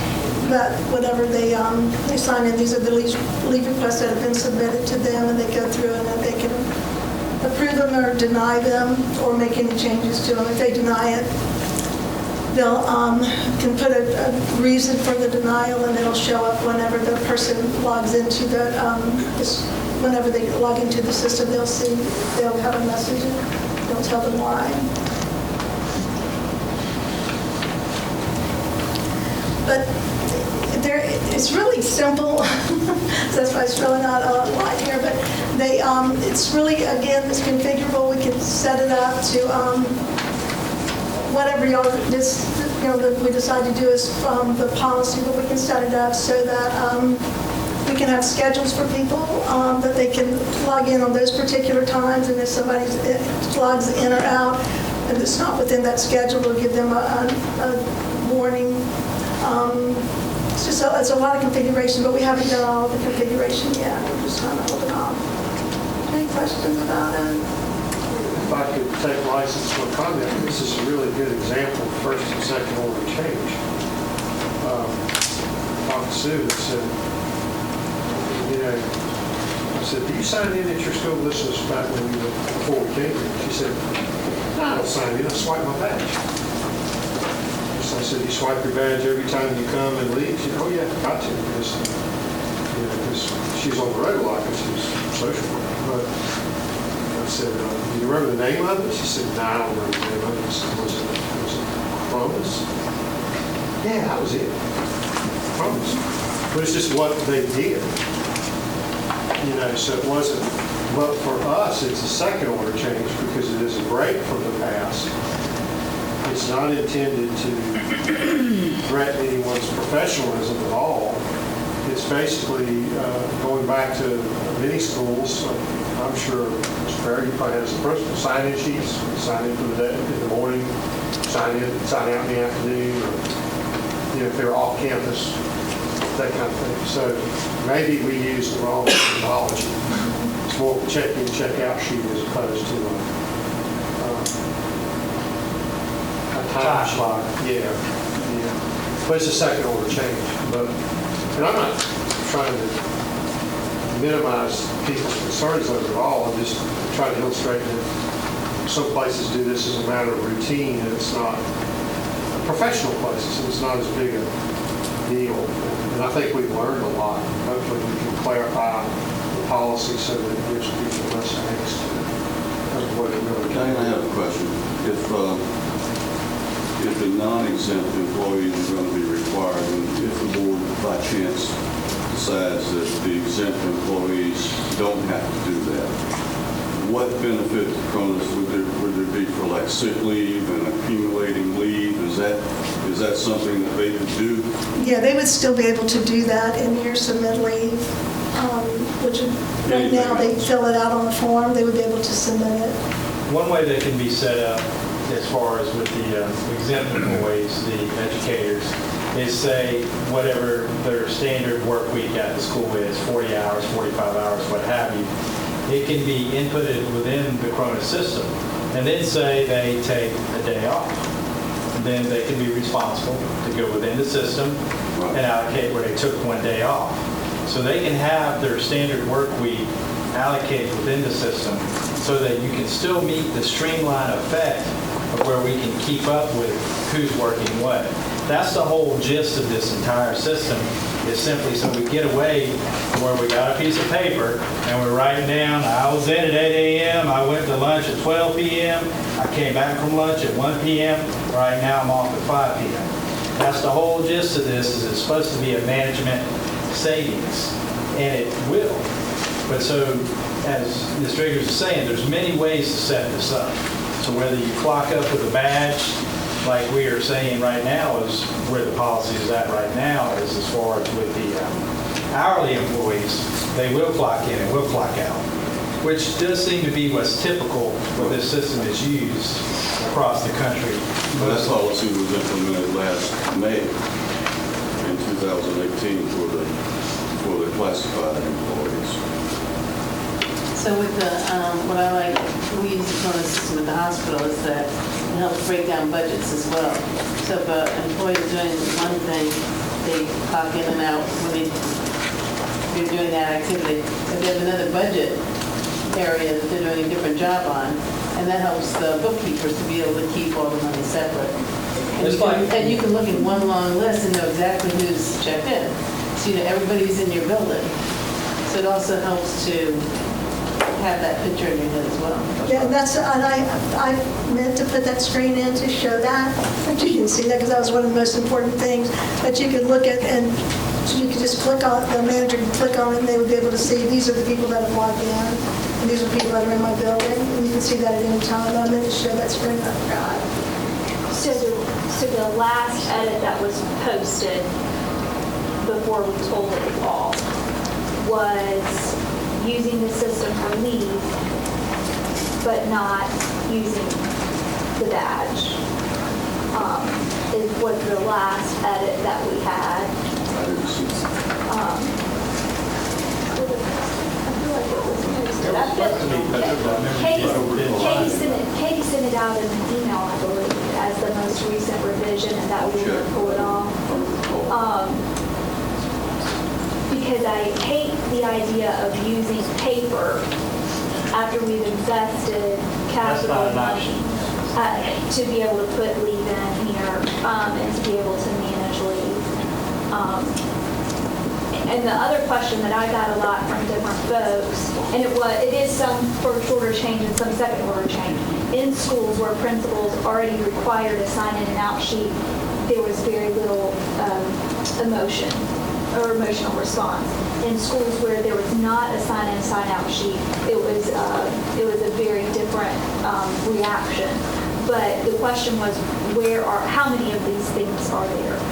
So I think it helps us to understand how many have been implemented so that it would be a convenient thing that you're walking by, not a, Walk to the other side of the building. yeah, go. They are all, and some of them are in where the teacher, the mailboxes are, some of them in those locations. The principals chose the locations. I went through it with them, but they chose the locations.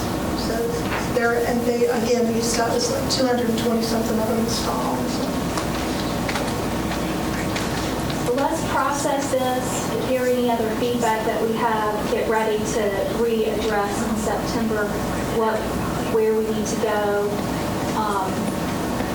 and what kind of challenge we're going to tackle. And we really might need to know what schools had sign-in and sign-out sheets and what schools didn't, because that'll help us understand our folks what kind of change it is. It's just like taking your shoes off at the airport. The first time I took my shoes off at the airport, I thought this is the most ridiculous and insane thing that I've ever done, and all my freedom is taken away, and I was all fired up, and now I'm just standing in line taking my shoes off. You know, it's just very hard to make that change of something that you feel like violates your autonomy or your professionalism or something that takes away. And I feel like a lot of people were emotional and they felt like we were taking away something from them. I will say that from I a, think Dr. Abrams hit the nail on the head with the verbiage part. Like, teachers cannot clock in and out. You know what I mean? Like, they're always working, I feel like, you know. you just had my current job. Walking into the, sitting on the park, or in the building, they might have a child with students that's going on, and they're like, they're already helping that student, So I think verbiage is really important whenever, as we move forward. Yeah, I agree. My biggest concern is safety. Or something happened in the school, you need to know who's in there. You need to know who's there. Well, Sue, like when she swiped at 10 o'clock in the morning, Yeah. When she the leaves, administration knew where she was going. Because sometimes, as you know, in the same profession, she might go to a difficult place. They wanted to be sure she was safe, so she could come back there and do some amount of time. And check on her. I think from a safety standpoint, I would feel more comfortable if the school knew I wasn't there that day, as opposed to being there that day, or whatever. Looking for you, you're not there, and they don't know you're not there. Right. That's my biggest thing. Of course, teachers work 24/7, and I get that. And y'all are right about the verbiage. It's not a question of keeping up with how much time a teacher spends in the classroom. That's not what I'm concerned about at all. What I'm concerned about is their safety and well-being. but it will be a significant culture change if we do create a policy where exempt employees have to sign in and sign out. And as a board, we need to recognize that, but if it is warranted that it is such a positive impact on safety, then we certainly have to consider that as well. But for me, on a personal level in my career, I've been an hourly employee, and I had to deal with a timesheet, and I was closely followed as an hourly employee because I was expected to produce as an hourly employee. And so there was a real different standard for me in how my career and how that went versus when I became an exempt employee, where I was not correctly followed like that, and I did not sign in and so forth. It was a different level. I mean, I had the personal expectation that I had to make sure that now that I was salaried, that I met the standard that I gave my employer even more hours and more workload because I felt they had given me a certain trust. And so traditionally, most folks in a lot of places, I do think they do still recognize there is a difference between a salary employee, i.e. exempt, and a non-exempt or an hourly employee. And it's this current culture, we're all about everyone's a certain way, but it's just personally, it's dramatically different for me, whereas when I was treated as a salary employee versus when I became, or when I was hourly versus salary. Yeah. So I don't clock in and clock out It's the as a Fair salary Labor employee. Standards Act basically is the genesis and the rationale for this for non-exempt employees for overtime. And that's obvious, and I think it's necessary to make sure that we pay our folks that are non-exempt for overtime that they actually accrue. So from that standpoint, I agree 100%. We've made policy to make that the standard, which is much different than a lot of school districts. Well, and that's like The benefit. the 7.5 minutes, that's where it's from, because you have to pay, according to the Fair Standards Labor Act, you have to pay on 15-minute increments, and you got to round up or round down. That's what that number is for. Diane, can we set people up to badge if they want to badge or check in on the computer if they want to check in on the computer? If they have a schedule already set, what happens if they check in or check out? Nothing?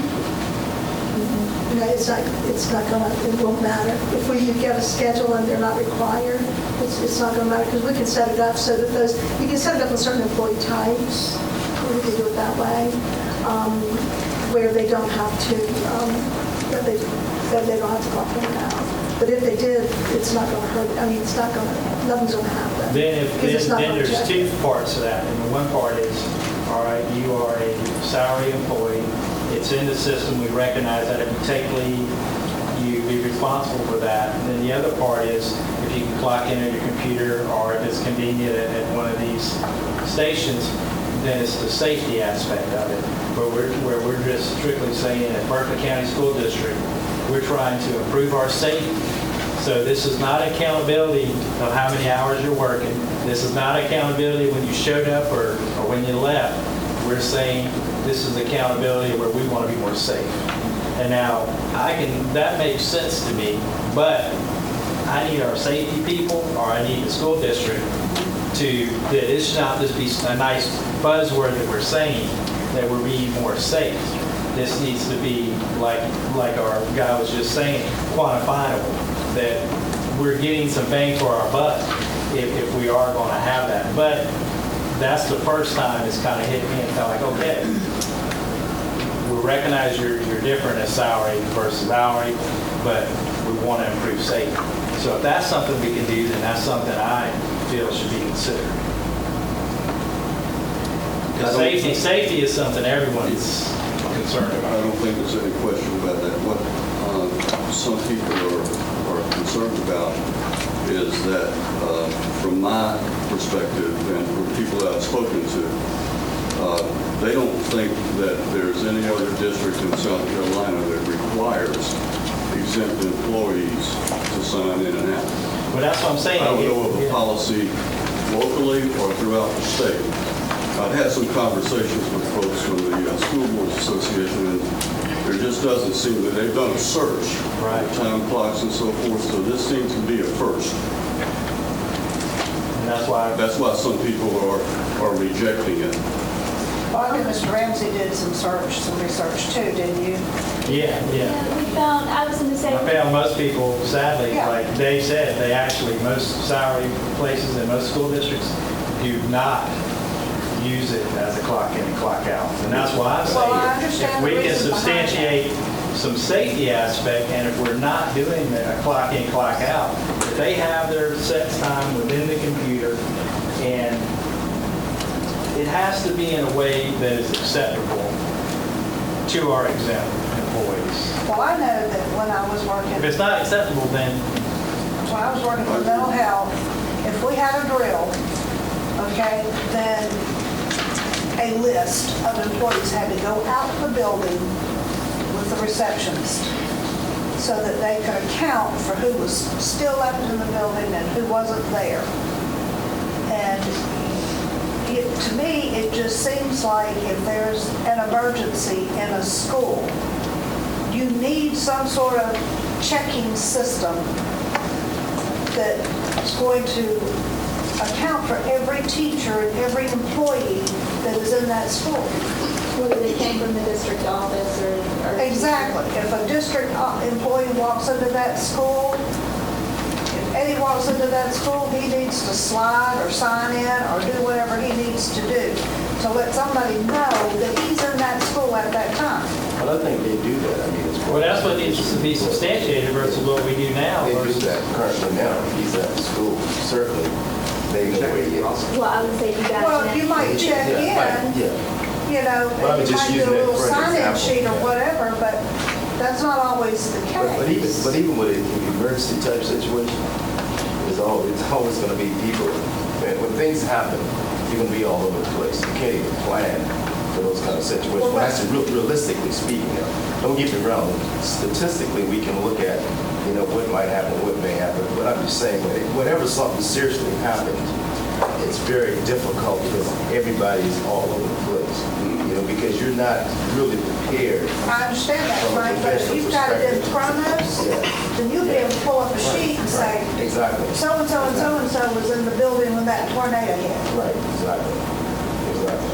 you Or know. Dr. Ingram, if something happened out of school, and for some reason that, Dr. Ingram could pull up, because it's all going to be cloud-based, so you could pull up and see that something happened at that school, or when something happened, these are the people that are at the school.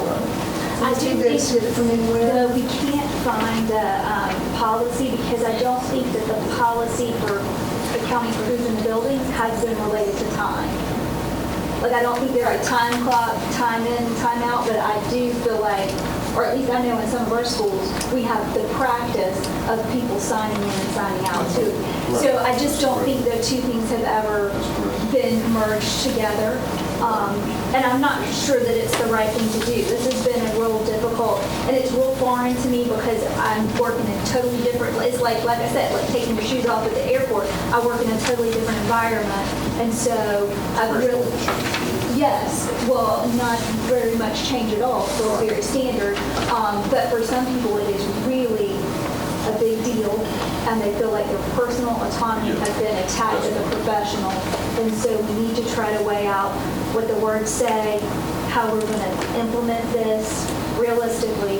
And the other thing about a first order, second order change that Michael and I have talked about is, do you implement non-exempt employees this calendar year and let it run for a year and then take an additional consideration the following year? If it's proven how easy it is, how transparent it is, how great it is, and the hourly employees have no problem with it, then why, then you go back, Then you take you go another back to your consideration. salary, to your educators, to your teachers, and you say, hey, we see how it's working. It's Does efficient. this make sense? Does this help the school district? Does this help us be better? Because at the end of the day, that's what we're all about, is getting better. But it is dramatically different. Understand, it is culturally significant. Most school districts who have salaried educators, they do not clock in and clock, they do not. Or a hybrid is to use it for the hourly employees and only track leave with the system, which as a step one. But didn't you tell me that some clock in?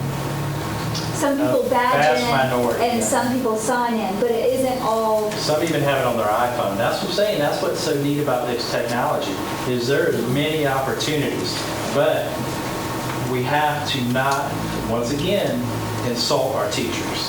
Well, yeah, But if we just do this, and if we don't get it right, because unfortunately we failed initially, we insulted our teachers, and we didn't get that as a school district. I like We the didn't get idea, it. Sally, of having a kind of a year test trial, but we could And we also proved go a it. step further. We could actually say, okay, exempt employees, we're going to give you the option. You can sign in and check in and out if you like. And if you don't want to do it, I mean, they might convey to other teachers that this is a pretty good deal. This is easy. This is something that I think we should do. But I wouldn't, I think it's a great idea to try to give it a test year. Now, it's not a test for the non-exempt employees. Yeah, because the law is The very law and specific. the Fair Labor Standards Act requires us to pay them additionally for overtime. But for our exempt employees, maybe a year of transition and allowing them the opportunity to say, yeah, I'll do it, or no, I don't want to. And I'll send out. Take a look at it. I'll send out the last revision, but the intention of the last revision is written that way, and the only thing it says that they're going to use the system for is leave. So that's the last piece we would have to I just debate. didn't see that. It might be my fault. But I feel like it's an intermediate step, and I agree with Michael. It's very important that the change is not insulting, it's not personal, and it does not feel like an attack, because teachers have been under tremendous fire, and they don't want to feel like we're pouring gasoline. We cannot pour gasoline on the fire. I think initially they thought that we were accounting for every single minute of every day. So if I'm done at the end of my day and then I'm going to go do a club, so run down the hall, clock in, clock out, I'm like, and it didn't make sense to me. It's like, no, you're in the building, you're out of the building. You know, whatever you're doing in between that time, and I know that a lot of teachers are there till 7, 8 o'clock at night. You know, but yes, I think that it appeared as though we were trying to micromanage every single minute of their day, yeah, which isn't where I count for it. But I think Ann has a very good point as far as the safety, and I would think this would be something that our safety folks need to work with IT some and develop a plan as well, as where we do get a safety benefit from it. Because it does logically seem like it could help us in the safety regard. You know? I'd like to know if other people are using it. Okay, so we're behind. Thank you very, very much. So we're about 30 minutes behind. And we'll do our very, very best to come back at 6:30. I don't know if we'll quite make it, but we'll come close. So next, I'll entertain a motion to enter into executive session. All right. Give me a second. There's a motion by Mr. Wright, a second by Mr. Ramsey, to enter into executive session. The stated purpose of executive session is the discussion of pending employment matters to include the appointment of administrators who are sitting here patiently, thank you, or student attendance. Is there any other discussion? Hearing none, we'll call the question. All in favor, please respond by saying aye. Aye. Opposed, nay. We are in executive.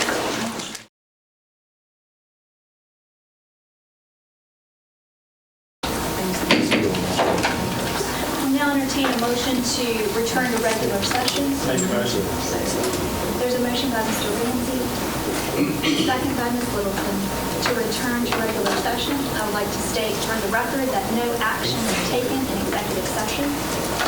We'll now move on to agenda item 4A, action as required in executive session. We'll start with the employee appointments first. Madam Chair, I'd like to make a motion to accept the recommendation of the administration to name Ms. Lindsay Melcher as the new assistant principal at Harrington Elementary School with a contract to take effect on July 15, 2019. Second. I defer to Ms. Conder. So there is a motion by Ms. Kelly, a second by Ms. Conder, to accept the recommendation of the administration to name Ms. Lindsay Melcher as the new assistant principal at Harrington Elementary School with a contract to take effect on July 15, 2019. Is there any discussion? Hearing none, we'll call the question. All in favor, please respond by saying aye. Aye. Opposed, nay. The ayes have it. Ms. Mosher.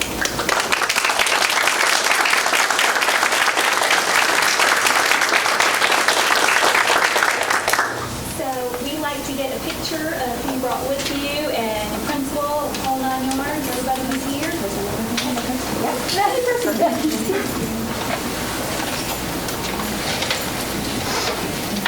School board meetings, we don't normally get to celebrate a whole lot, so if we get a chance, we celebrate.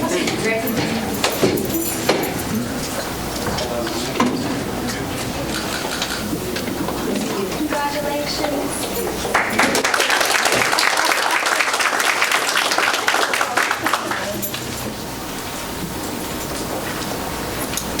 Madam Chairman, I'd like to make a motion to accept the recommendation of the administration to name Ms. Andrea Lemon as the new assistant principal at Cane Bay Middle School, with a contract to take effect on July 15, 2019. Second. There's a motion by Ms. Condor, a second by Mr. Vero, to accept the recommendation of the administration to name Ms. Andrea Lemon as the new assistant principal at Cane Bay Middle School, with a contract to take effect on July 15, 2019. Is there any discussion? Hearing none, we'll call the question. All in favor, please respond by saying aye. Aye. Opposed, nay. The ayes have it. Ms. Lemon.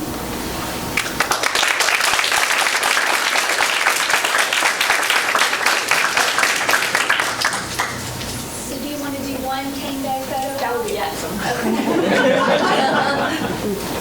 Madam Chair, I'd like to make a motion to accept the recommendation of the administration to name Mr. Camille Johnson as the new assistant principal at Cane Bay Middle School, with a contract to take effect on July 15, 2019. Second. There's a motion by Ms. Littleton, a second by Ms. Condor, to accept the recommendation of the administration to name Mr. Camilio Johnson as the new assistant principal at Cane Bay Middle School, with a contract to take effect on July 15, 2019. Is there any further discussion? Hearing none, we'll call the question. All in favor, please respond by saying aye. Aye. Opposed, nay. The ayes have it.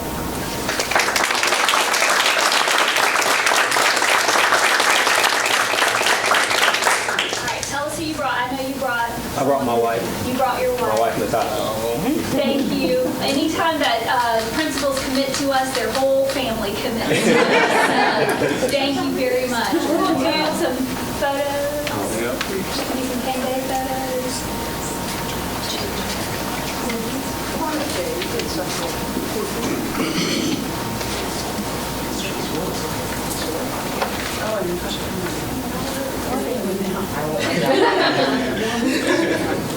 Yeah, Tim's got it. Tim, Tim. get up there, please. This is your mom talking. Get up there. He's hiding out. Just stay in the back.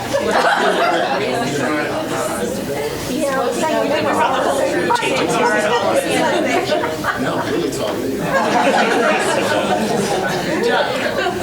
All eyes on me. 3, 2, 1. I'm sorry, Tim, I didn't mean to be bossy.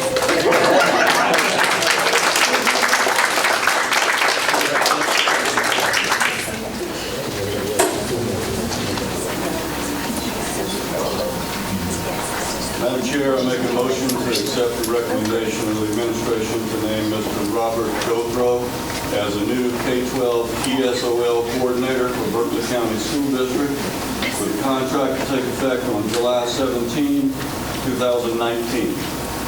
Second. There was a motion by Mr. Vero, a second by Walford, to accept the recommendation of the administration to name Mr. Robert Gothro as the new K-12 ESOL coordinator for Berkeley County School District, with a contract to take effect on July 17, 2019. Is there any further discussion? Hearing none, we'll call the question. All in favor, please respond by saying aye. Aye. Opposed, nay. The ayes have it. Mr. Gothro.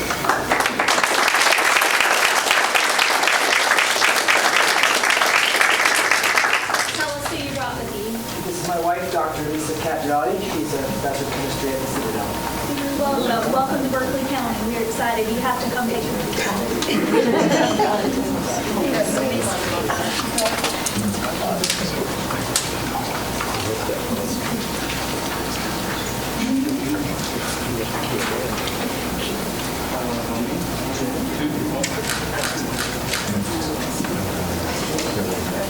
Before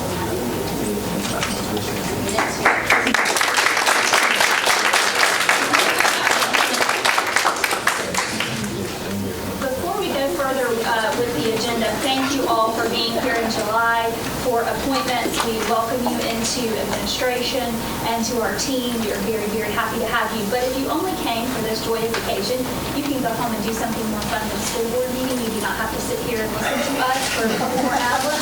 So thank you for being here, and I'll give you guys a couple minutes to head on out. Do not stay.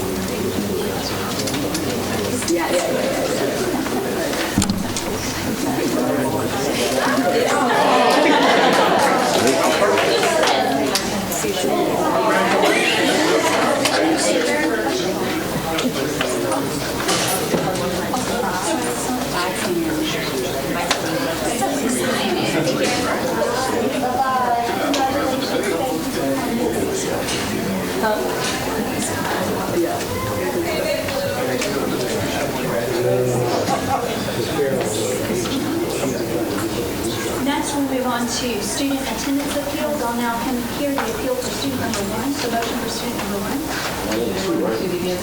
1 and 2 we're going to hear together. You're correct. We're going to hear 1 and 2 together. Madam Chair, I move to deny the appeal of student number 1 and number 2, please. Second. There's a motion by Mr. Wright, a second by Mr. Vero, to deny the appeal of students number 1 and 2. Is there any further discussion? Hearing none, we'll call the question. All in favor, please respond by saying aye.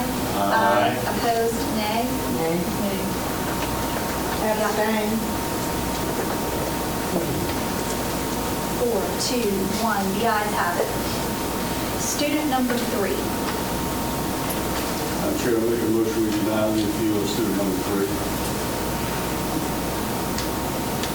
Second. There's a motion by Mr. Vero, a second by Mr. Wright, to deny the appeal of student number 3. Is there any additional discussion? Hearing none, we'll call the question. All in favor, please respond by saying aye. Aye. Opposed, nay. The ayes have it. Student number 4. Madam Chair, I make a motion we deny the appeal of student number 5. I'm sorry. It is student number 5 on the list. Number 4 was handled administratively. This student is number 5. So there's a motion by Mr. Vero, a second by Mr. Wright, to deny the appeal of student number 5. Is there any further discussion? Hearing none, we'll call the question. All in favor, please respond by saying aye. Aye. Opposed, nay. Nay. The ayes have it.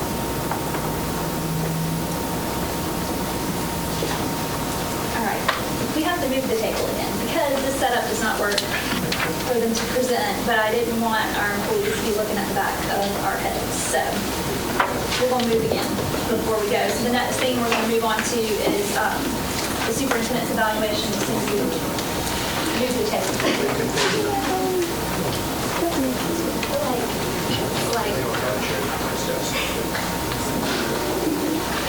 You don't get up and give up and just sit down somewhere else.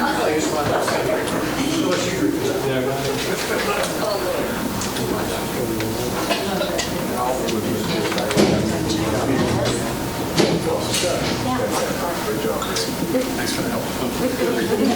I'm cheering you on. We're supervisors. Y'all are supervisors. Do you believe this is most people have ever had at a workshop ever? We're normally by ourselves at workshops, so we don't look at it like this. Did you sign the folder? I haven't done it all. Okay. But when you just give it to him? I won't rush you. You just stick it in this folder? Yes, ma'am. I can grab it tomorrow. Okay, yes, ma'am. Yes, ma'am. Thank you.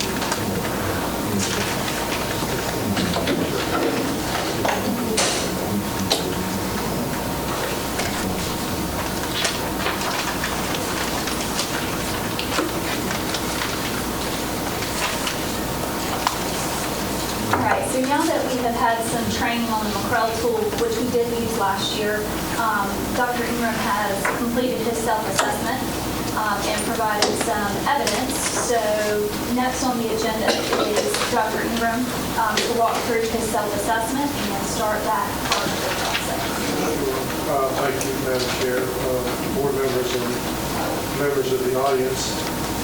First of all, thank you for sitting through first of all, thank you for agreeing to use the McCrell instrument. It's, I think we're probably the only district in the state that uses it, to be perfectly honest. And I'm to be wrong, but I think that's true. And you're to be commended for this. And I'm really excited because on a personal note, I'm on a mission.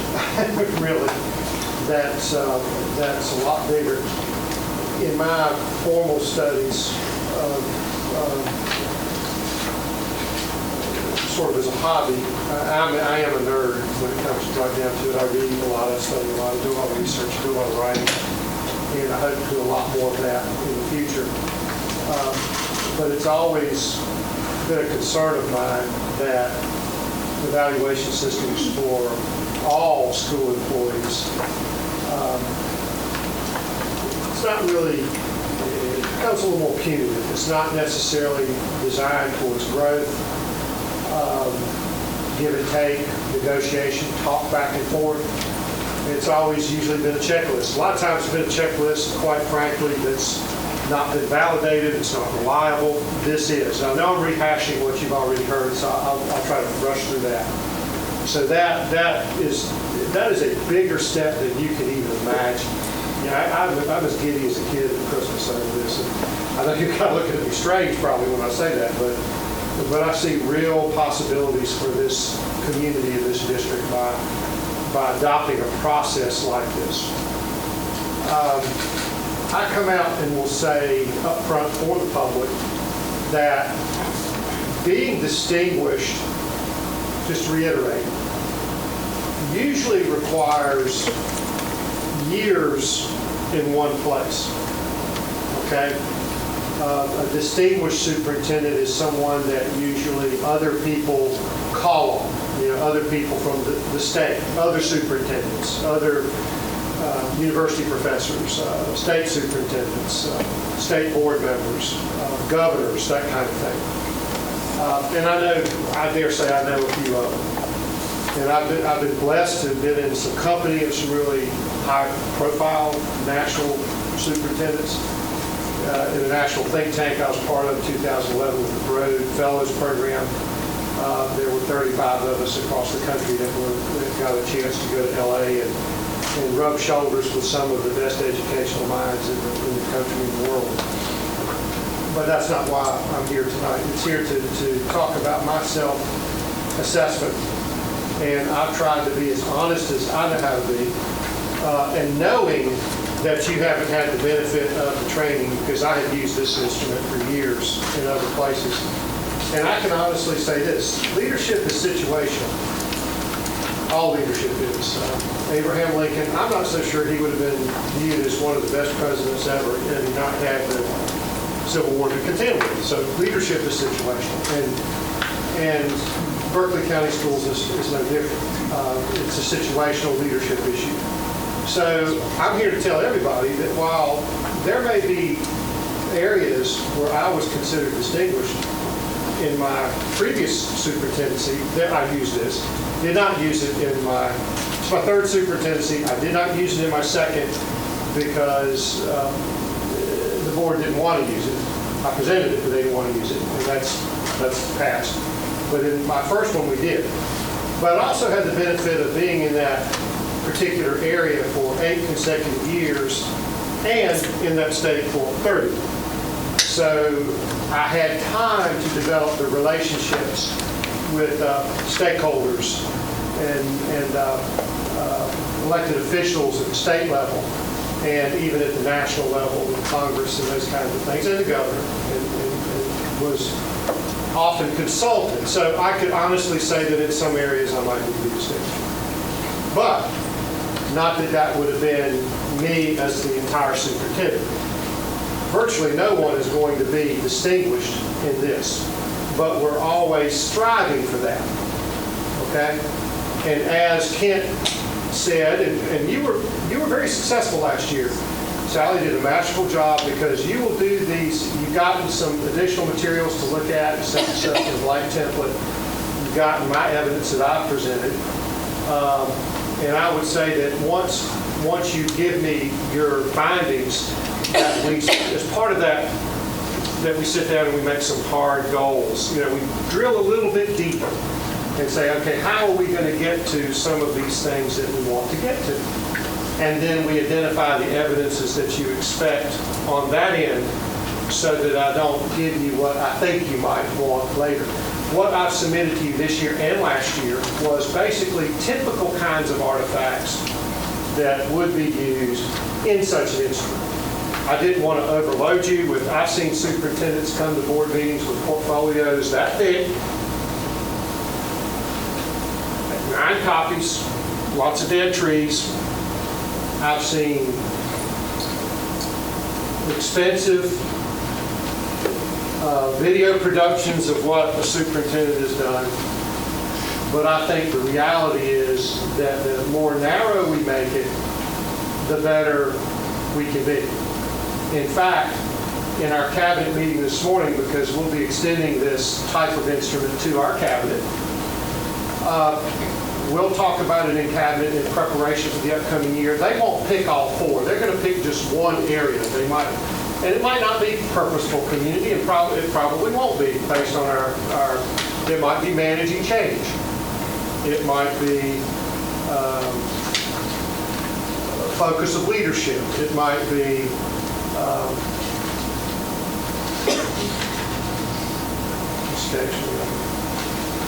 not to pick on my dissertation, that's not what it would be. Well, I'll just managing change, purposeful community, or focus of leadership. I think it might be one of those. And I won't go into the 4th one because I don't want to put through all these pages. But they may pick 1 or 2 goals, but they should be aligned with what that we collaboratively develop. And when I get to protocols, I'll talk about the collaborative development that we've done so far, and I'll pick on Kelly a little bit. Again, what's the night to pick on you, Kelly? We picked on you this morning, we picked on you this afternoon, we picked on you a little bit more.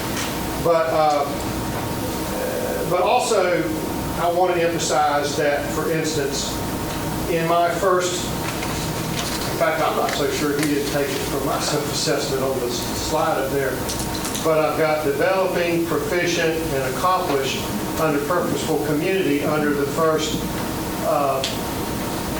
letter or outcome that the Superintendent Central Office established and maintain an intentional community with a common purpose and dedicated to producing outcomes that matter to all. See, I can't possibly be rated higher than proficient, even though I put down a distinguished mark on the end. And I can say that we consistently and routinely solicit input from stakeholder groups to determine effectiveness of the district's plan and ensures changes are made and informed by this input. We've had lots of community meetings. We've done Most Likely to Succeed. We're planning to do that again. We've got principals on our design team, so we are really working hard to get lots of input. But even though I may have put that as distinguished, I can't be any higher than proficient in that level because I don't feel like we've ensured that all of our schools have a clear mission focused on district goals because we haven't been able to really have the time necessarily to drill into some of those conversations with individual principals. And one thing that we're planning is to have conversations with individual principals between now and the beginning of school to look at their school situation. For instance, Susan and I talked about we may want to pull in the truancy reports and say, what are you doing about truancy? Do we have attendance intervention plans? Well, if not, then maybe we need to focus on that at that particular school because as you saw on the slide, there are levels of autonomy. And some schools are at different places. Some schools would require more direction. Other schools would be a little bit less. Beginning principals would probably be in the middle or at number 2. So we're starting to get more specific. So I feel good about that. And I won't go through any more of those because I want to be aware of our time, but that's an example. So if you see that I have not checked one off, because what comments were made to me last year is, gee, you rated yourself harder than we did in some areas. Well, I'm always going to strive to do that because if I rate myself harder, if I hold myself to that highest standard, then it's not about me. I know that I've set the bar high enough to, sometimes you shoot for the moon, but you hit the stars instead. You don't, or vice versa. I forget how the saying goes. But if sometimes the goal is so high, but yet you can kind of taste it, you might not reach it, but you'll get higher than you would have if you'd set a lower bar. And I've always would strive to do that. But again, it's not about Eddie Ingram. It's not about plaques on the wall. Gosh, I got enough of those. I don't need any more of that stuff. This is year 39 for me. For me, this is about helping our community and our district build a culture by which we take a very professional approach and a very collaborative approach to growth. But it's not just my growth, it's growth for you as individual board members and collectively. And I'll get into a little bit more of that with protocols when we get to that part. So all I'm going to say at that point is I want to ask Kelly to kind of outline basically what we've got planned. I don't want to get too much into the last section because I wanted to focus on the protocols, but we still have to rework our vision and mission because it is still plastered in our schools from a previous administration, a previous board, and we're well on our way. But Kelly, in a very short order, by the way, has gotten lots of things organized and ready to roll, and you should have a new vision and mission to take a look at and give us input in the fall. So Kelly, if you'd like to just kind of share, and I'm sorry to put you on the spot, but we can kind of talk about Yeah, this. so we have re-engaged our design team. They are coming back together on the 29th of July. At that time, we are going to be looking at our vision, mission, revisiting that, and then also looking at identifying work and life skills that we really want to focus on.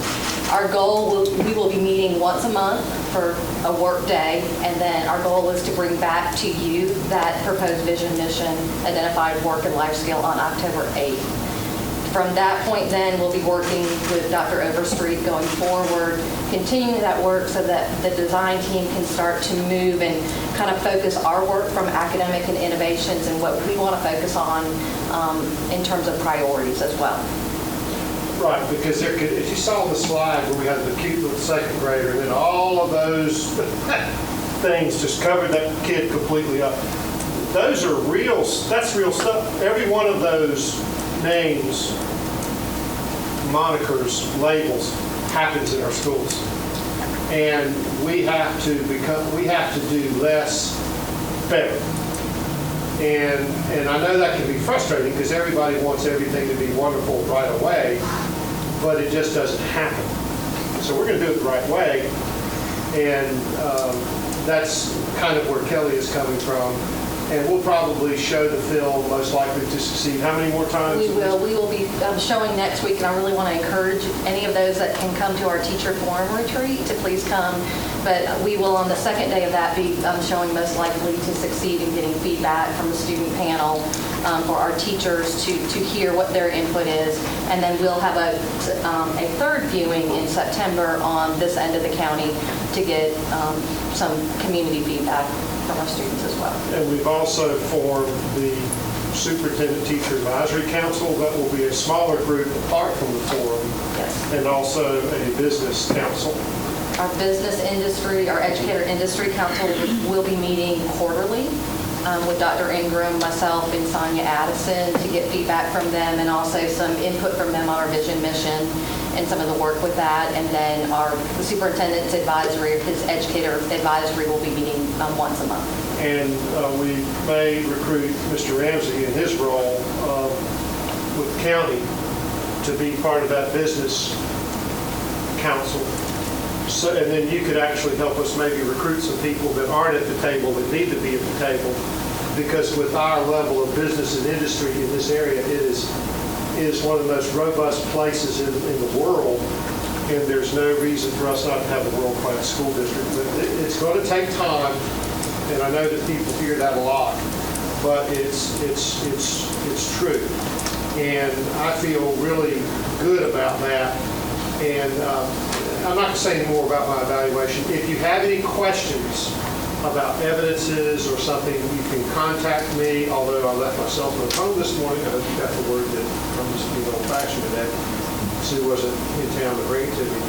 But I'll also send you Kent Davis's contact information if you want to email Kent. He literally travels all over the world. He's going to be out of the country probably at the end of the month. But he's delighted to continue the conversation and help, either phone call or email. You don't have to reach out to me, but you can feel free to. I can't think of anything else I would say at this point other than to thank you for participating.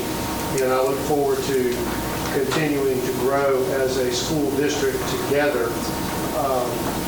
And I'll be honest, I think, Big, I'm hoping to take this work, not necessarily with McCrell, but maybe, to other places. I'd love to see it in other districts. I'd love to see it in other, because I've witnessed, not as superintendent necessarily, but just witnessed dysfunctional school systems because they don't embrace systemic change and systemic approaches to how we do things. And that's something that is just absolutely clear to me that we need to do. So that's where I am. That's really all I need to say at this point about it, I think. So everyone got a blank copy. So you will have until the Tuesday, so is it the 1st August, the Tuesday, Wednesday before the 1st August board meeting to email that directly to me. Or you can leave a hard copy at the district office if you want to leave a hard copy. That'll leave me time to aggregate everything, and then we'll bring that first review of the assessment will happen in the Finance and HR Committee on the committee meeting in August. So if everyone will take the self-assessment, if you're going through the process and you want different kinds of evidence, contact Dr. Ingram, but when he sends it out, he'll send it. So if you ask for whatever kind of log or sign-in sheet, it'll come back to everybody so that everybody can see the evidence. So then we'll aggregate all that together and go through it as committee and then come to the full board. And as Kent said, I'm not saying, because if I've got the evidence, I'll give it to you. If I don't, I'll say, well, I don't have that, but this is what I can give you. We identify the evidences for next year when we get the ratings, and then I'll know what to make sure I have, as opposed to trying to either recreate it or guess. I provided you typical examples of what evidences would be, but most people don't like big, thick notebooks. They just want short snippets to show that we do what we say we're going to do. That's why even this is a piece of evidence. I mean, you sat through that, so I don't even have to show you this, but I got it for everybody else because it's an example of all those meetings that you had with Dr. Overstreet and Dr. Johnson. You had several of them. So at any rate, I'll have a little bit more to say about that a little bit later. And I'll put out let me check the calendar and tell you the exact date. August 7th. August 7th. Because the meeting date is going to be on the 13th. So just give me a little bit of time to aggregate it and get it posted back up. So we'll be shooting for your assessment to be completed and submitted by the 7th. Thank you, Dr. Ingram, for the self-assessment. I'm sure you were harder on yourself. We appreciate that focus and honesty you always give us. Next up, we are going to talk a little bit about our ed specs and then go into our capital project. I think we're going to start with Dr. Parker. Invite Dr. Parker up.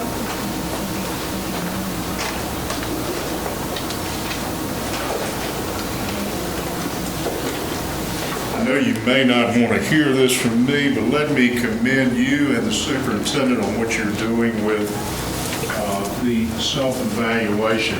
I went through the McReel Superintendent's training where they actually gathered information from about 25 superintendents in North Carolina. This was in 2004, 2005. Brad Sneeden headed that up at UNC Chapel Hill. And it's one of the best tools to review what really matters in school districts.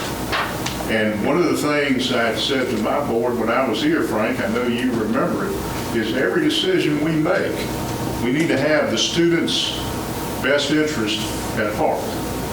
And I think that's really important, and the focus on this evaluation tool does just that. It focuses on the kids. And I commend your superintendent for using it. I think it's the right way to go as far as evaluation and really look at effectiveness of the board and individual board members. It helps you to look at how you do your work and how you do it more effectively and efficiently. So for whatever it's worth, from a former superintendent, I think it's the way to go. All right, Madam Chairman, I've got some information to share with you tonight. The primary thing I want to give to you is zeroing in on our ed specs. Before I get to that, I want to share with you information that we talked about before as far as direction for the school district and looking at facilities and what you really need to do, or what we recommend that you do as far as your facilities are concerned. Long-range planning, we've done our master facility plan. We've established a construction department, and let me commend those individuals here tonight who are in the construction department, David Hogue, Wayne Evans, Jimmy Henson. And a side note here, in looking at ed specs that we're going to present for your approval tonight, I visited 3 school districts, not on your dime, but on another school district's expenses. I visited one school district, had 350,000 students, fastest growing district in this country. And they're growing by about 4 or 5 schools a year. And this school district zeroes on exactly the same things that we're focusing on here right now. They have ed specs, they have prototype models, and they look at improving their prototype models on an ongoing basis. And it's pretty impressive to see this. Now, as I was telling the guys in there today, they got about 112 people in their construction department in various roles within that department. We've got, how many, Jimmy, 4? In ours. Now, that district's about 10 times as large as we are. So we've got about, in light comparison, about 30 to their 112. But I would stack this group up against them any day. In carrying the jobs at Fox Bank, Bowens Corner, and BEC to final fruition, our folks have done a great job. I think if you look at what they're doing, they're excellent. We're finding things every day that should have been included in some of the projects that was not included, whether it was an error on the contractor, or error on the architect, or we take the blame for it. I don't know. Superintendent and I were at Fox Bank the other day. Notice that we got flat base paint on the walls, Dave. I've never seen a school, new to school, that wouldn't have semi-gloss paint on the walls from height up. Now, according to the information that David Hogue got from the contractor, that we didn't say anything about it when they put it on there. Well, if it's in the specs, then I don't know that we got to say anything about it. But he's working on that right now in trying to get that correct. Our ed specs will take care of these kind of things as we look through design elements in moving forward. Data updates twice a year, and this is with CBRE, development of strategic plan. You've got your 5-year plan. Now, something that I'm going to recommend for your consideration tonight to really look at and consider strongly is establishing budget line items for certain things to address the 5-year plan and to address your facility plan. One of those is looking at land acquisition. We need funding for land acquisition, folks. And if you don't have a line item for land acquisition, it does us no good to go out and look at property to obtain if you don't have a funding source for it. Now, we've been out and looked at property over at Hanahan and at Berkeley High School. We're down to the point where the people say, yeah, we're willing to sell it. But we don't know where to go from there. We can't bring a recommendation back to the board because we don't have a budget line item to address the purchase of property. So money needs to be placed in this budget line item for land acquisitions. An area that can save the district money is in demolitions. Demolition old buildings, old parts of buildings to save funds. And I'll show you more about that in just a minute. New school plans, prototype models. We need a funding source there to develop prototype models. Looking at additions and renovations at central office. The superintendent has talked about developing a central purchasing model for the district. In order to do that, we've got to have a place to put the things that we're purchasing.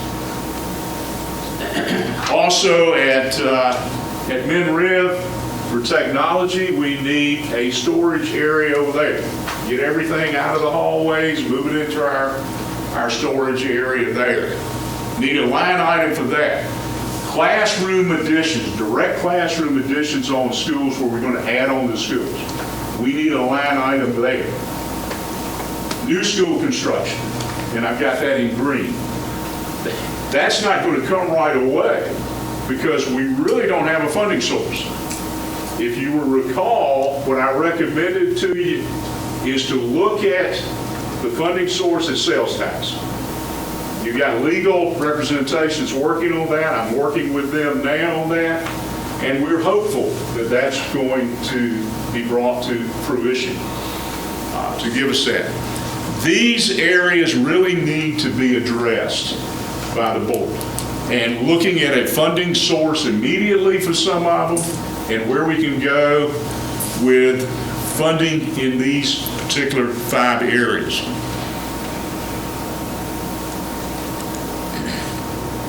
Short-range action, maximize full utilization of high school buildings. We've done that. Address utilization of facilities, adjusting school boundaries. You did that. You focused on Cane Bay High School and Stratford, and you accomplished that. Evaluate the use of outdated buildings on various campuses. We have done that. We're bringing you the demolition of certain areas on different campuses and at central services area. Evaluate the use of temporary classrooms, eliminate the use of mobile classrooms that are not needed. We've done that, and we focused on that. Determine viable funding source, impact fees. We're working on that right now. We're having meetings on impact fees. We've got really good information and numbers through Mike Miller, through Brett Galloway, and Brett Galloway's working with Josh Whitling on that now, and I think it's getting pretty close. Based on quality information, evaluate and purchase land for future school sites. That's something that's in the process. But there again, if we're going to buy land for current school expansion or new school development, we've got to have funding. We've got to put a funding source into the budget. Upgrade the school district facilities department. That's part of what we want to do with the warehouse building. Develop educational specification guidelines. I'm bringing that for your approval tonight. And we've got about a 100-page document that is as point-specific as it can possibly be. And the superintendent mentioned as far as evaluation that you don't want to pile of needless information there. This is not even needless information we're going to bring to you tonight. The ed specs is very point specific to new school construction and the upkeep of current schools. And our document, I would stack it up against anybody. It's one of the best I've seen anywhere. And we compared it. I mentioned earlier, I've been to three large school districts that are constantly growing and expanding. And I think what we have is better than what they have.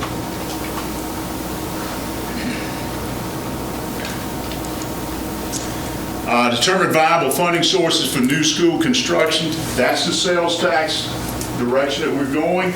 Implement a site selection process, determine the best land for school construction. We're developing protocols for that. Brett Galloway is working with me on that. We've got our responsibility. We've got the attorney's responsibility. We've got engineering responsibility and architectural responsibility there.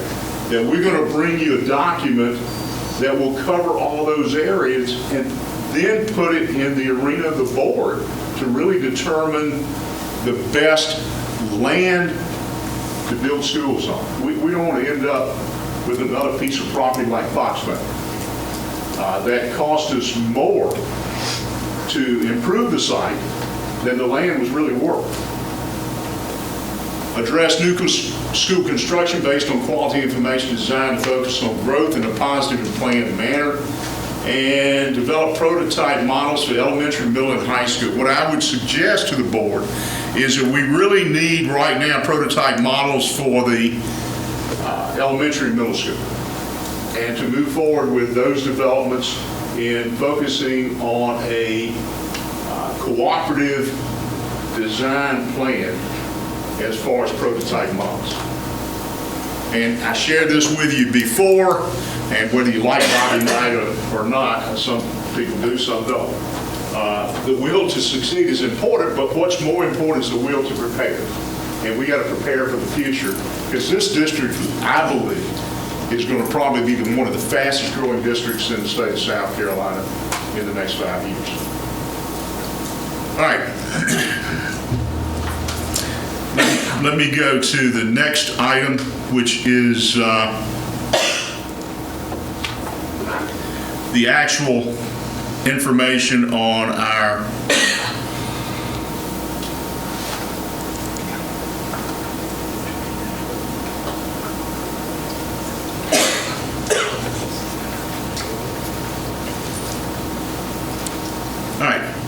I'm not going to show you all of this. You've already seen it. It's on board docs. But this is actually the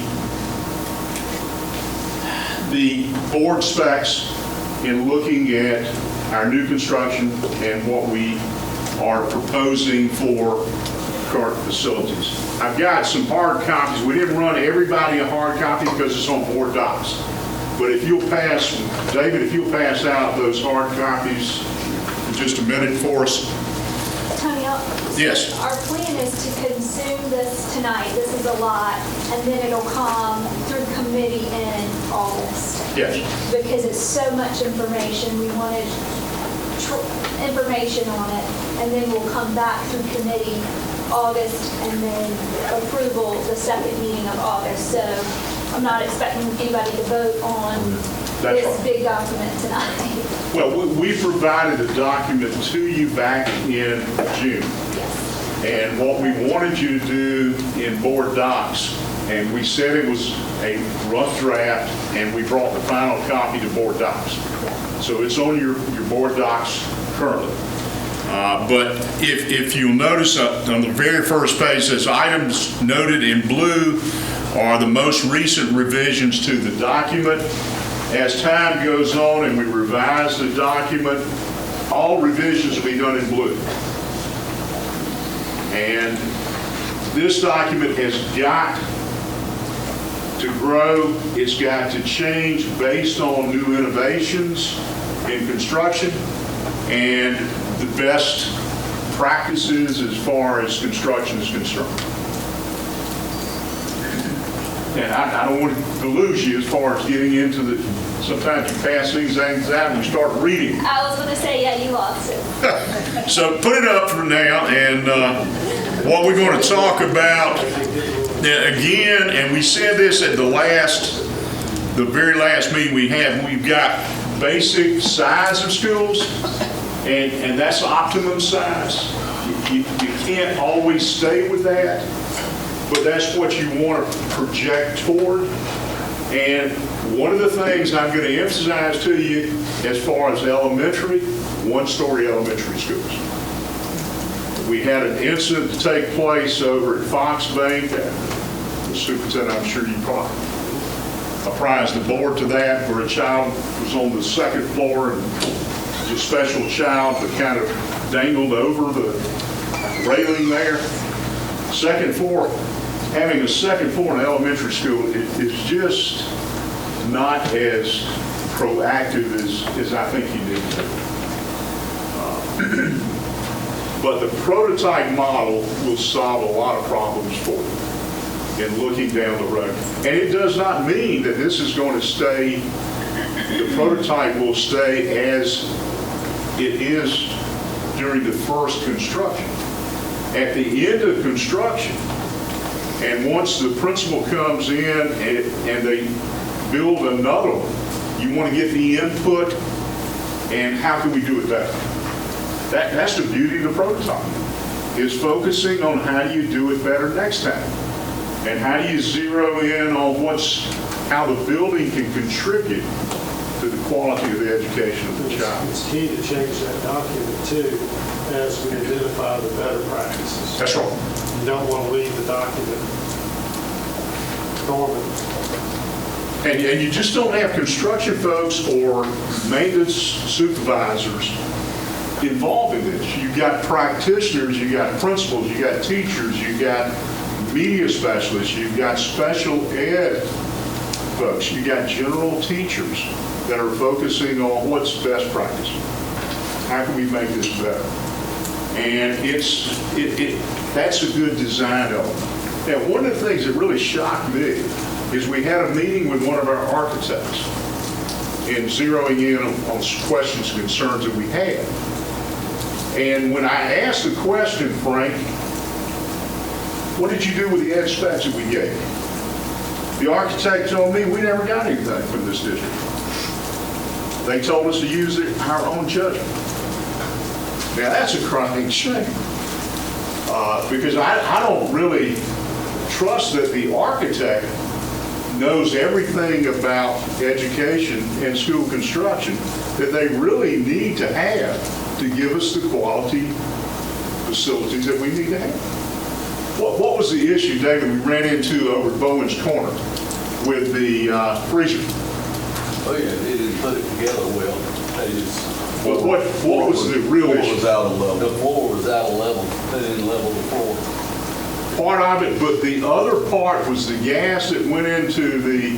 Oh yeah, the rare gas that they put into the system and the rare compressor that no one uses. This gas cost about 3 times as much as a regular Freon gas is going to cost. Right. Why would you do that? That doesn't make sense. The ed specs will take all of that out because we're telling them up front, this is what we want to see. And it makes it more of a functional effort on our part. All right, I'm going to get into my last item because I know you've got other things you need to do, and I don't want to take any more time than is absolutely necessary. But also, let me say to the board, I've been with you now for 2.5 years. You have made so much progress in that length of time, in going through all the things you've gone through and addressing all the real critical issues that you needed to address. It's been impressive to watch you do. And I certainly admire your efforts and admire what you're doing in continuing your focus on what's best for Berkeley County. Now, what I'm going to give you right now is one segment of the 5-year facilities plan, and this is the demolition plan. You'll remember when I came to you before with the 5-year plan, one component was dealing with demolition. All right, this is going to cover some demolition things that we're recommending moving forward on pretty quickly. One of the items in here, and I've got the list there, first one is the Science Resource Storage Building, the old barracks building, referred to as the old barracks building. It's the old World War II barracks building, and it's really in deplorable condition. The Office of Adult Education Services, the little flat roof building as you turn into the main building there. The district office annex building, we refer to that as the attorney's office building. It's got water underneath it and is really, in some cases, a health concern.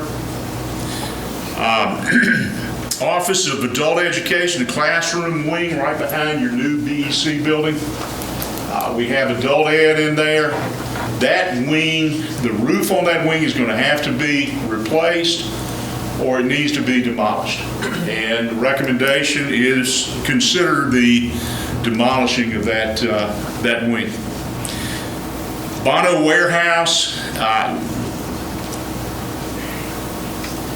needs to be taken down, and everything over there needs to be shredded. Materials need to be shredded. Everything about that needs to come down. It's important to the district, I believe, to do that. At King Hoy Elementary School, middle school, demolished 2 of the 1956 wings. And that does not mean that you won't come back later, and you probably will need to, and put new wings onto that school. But currently, based on student population and based on the age of these wings, that they need to be taken down. St. Stephen Elementary School, you have a phase 1 and a phase 2 as far as demolition and adding back to that school. And St. Stephen Middle School in there as well. And I'll give you specifics on this. If you look at the science, the building that we're referring to is this building here, and you can pretty much see the condition that building is in. And we are recommending taking that building down, demolishing that building. This is the little flat roof building that is, as you turn into the new central office area, this is the wing behind the central office that houses adult ed. And what we would suggest is moving adult ed over to the alternative school classroom space and taking that building down. There's a financial impact that this could have on you as far as savings. If you keep this building, you're going to have to replace the roof. James, if we replace that roof, approximately what would it cost to replace it? You're probably looking at close to over about $300,000 right there. Wow.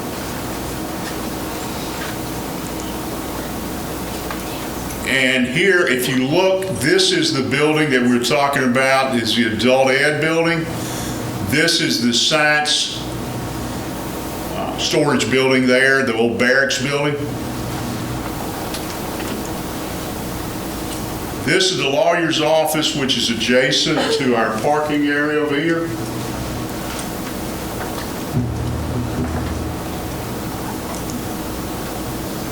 Of course, you know this is Bono. Somebody took a real nice picture of that and edited it right down to the front door. Because that building It's is even tough. worse, it is, It's tough looking. It's bad. That's the worst. Worse on the inside. The superintendent and I were out there, and Holy smokes. it's in pretty bad shape. Superintendent had some of the staff members go out there, Kelly and Karen were out there, and it's there's some bad situations out there. It really is. To wear a hazmat suit. Yeah, and they really needed to.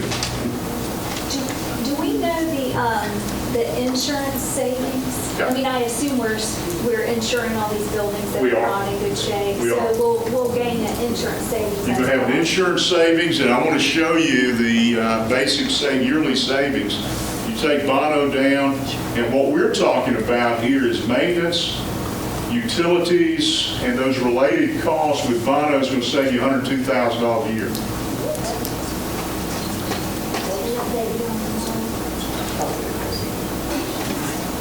Now, the wings that we're talking about at Kane Hoy, Frank, are right here. These are 1956 wings. Here and here. Ask loaded questions. I normally ask questions in advance. Are we serving children in those classrooms now? We got enough classroom space to serve the kids that are there.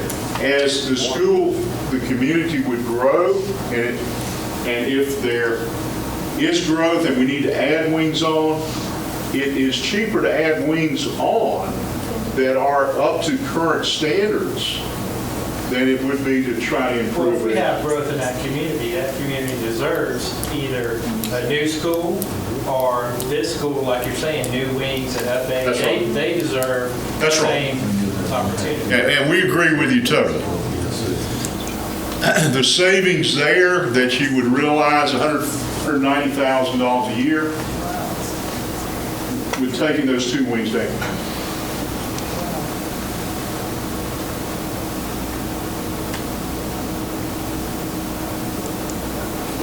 And St. Stephen's, we're looking at this area here, and this area is built in 62. Demolishing this area, building a new lobby area, administrative area there would be phase 2.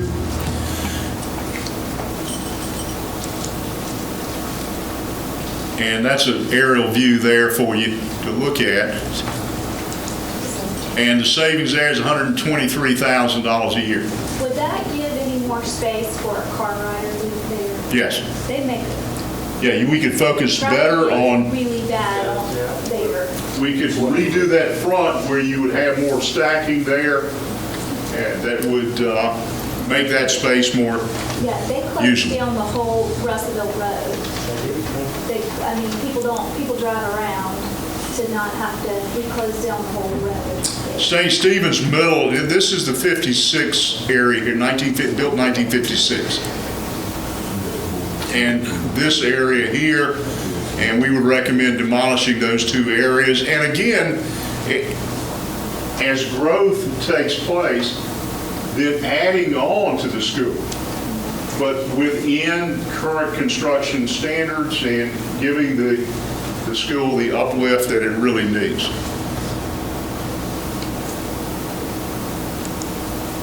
Savings there is about $180,000 a year.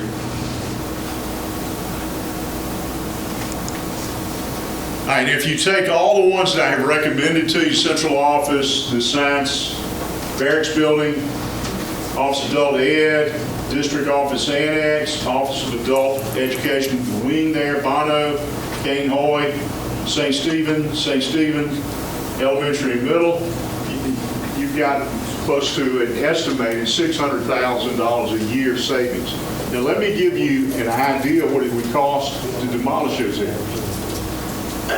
It would be less than $400,000 to demolish those areas. Wow.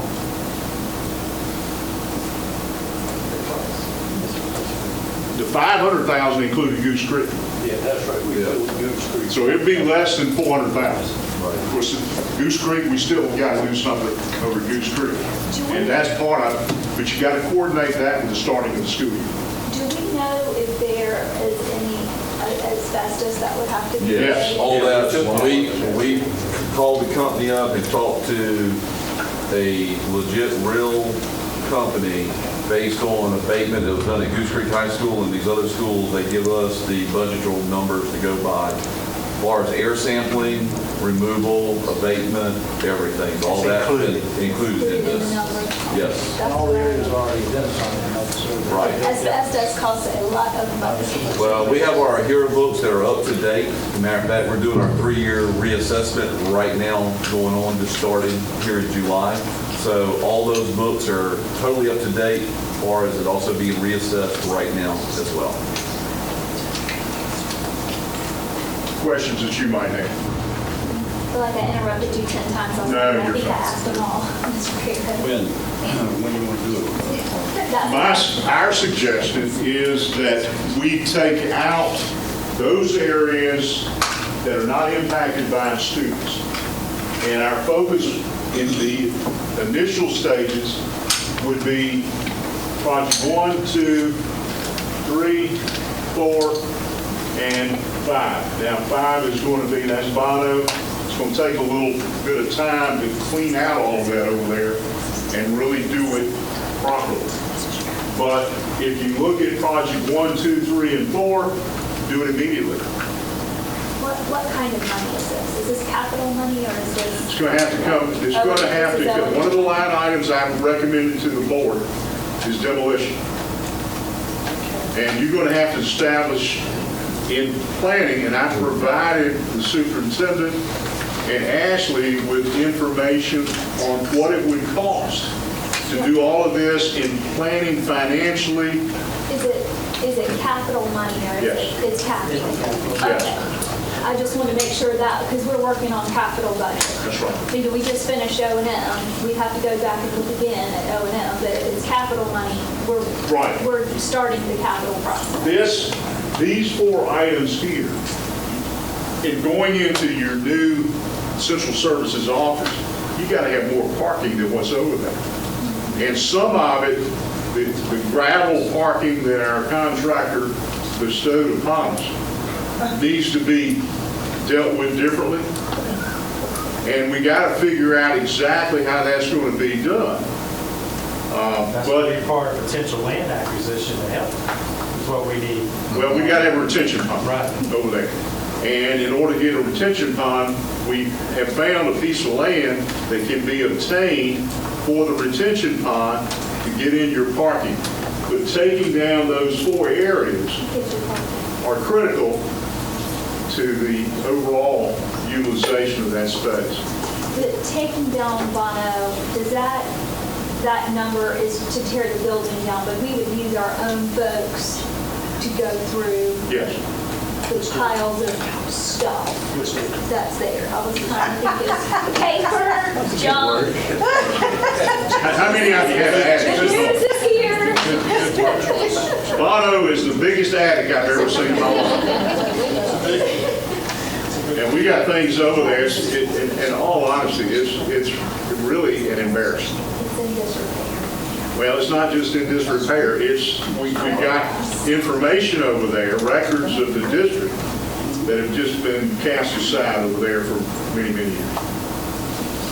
So is this a fund balance thing, yeah? No, sir, it would be capital fund. That's what it says, so this would come from capital money. So there's So it'd be- available. So, yes, sir, so we're starting to, so previously we've only ever budgeted O&M, but we've changed that after some of our pain and struggling. So we budgeted federal money, we budgeted general fund, and we'll also budget capital. So now that the O&M budget is done, we'll start working on capital expenditures, and we're working on putting those numbers together.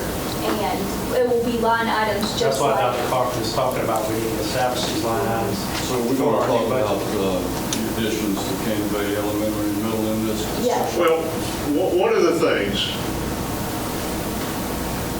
I talked about impact fees. Mm-hmm. Impact fees will pay for renovations where you have expansion, growth.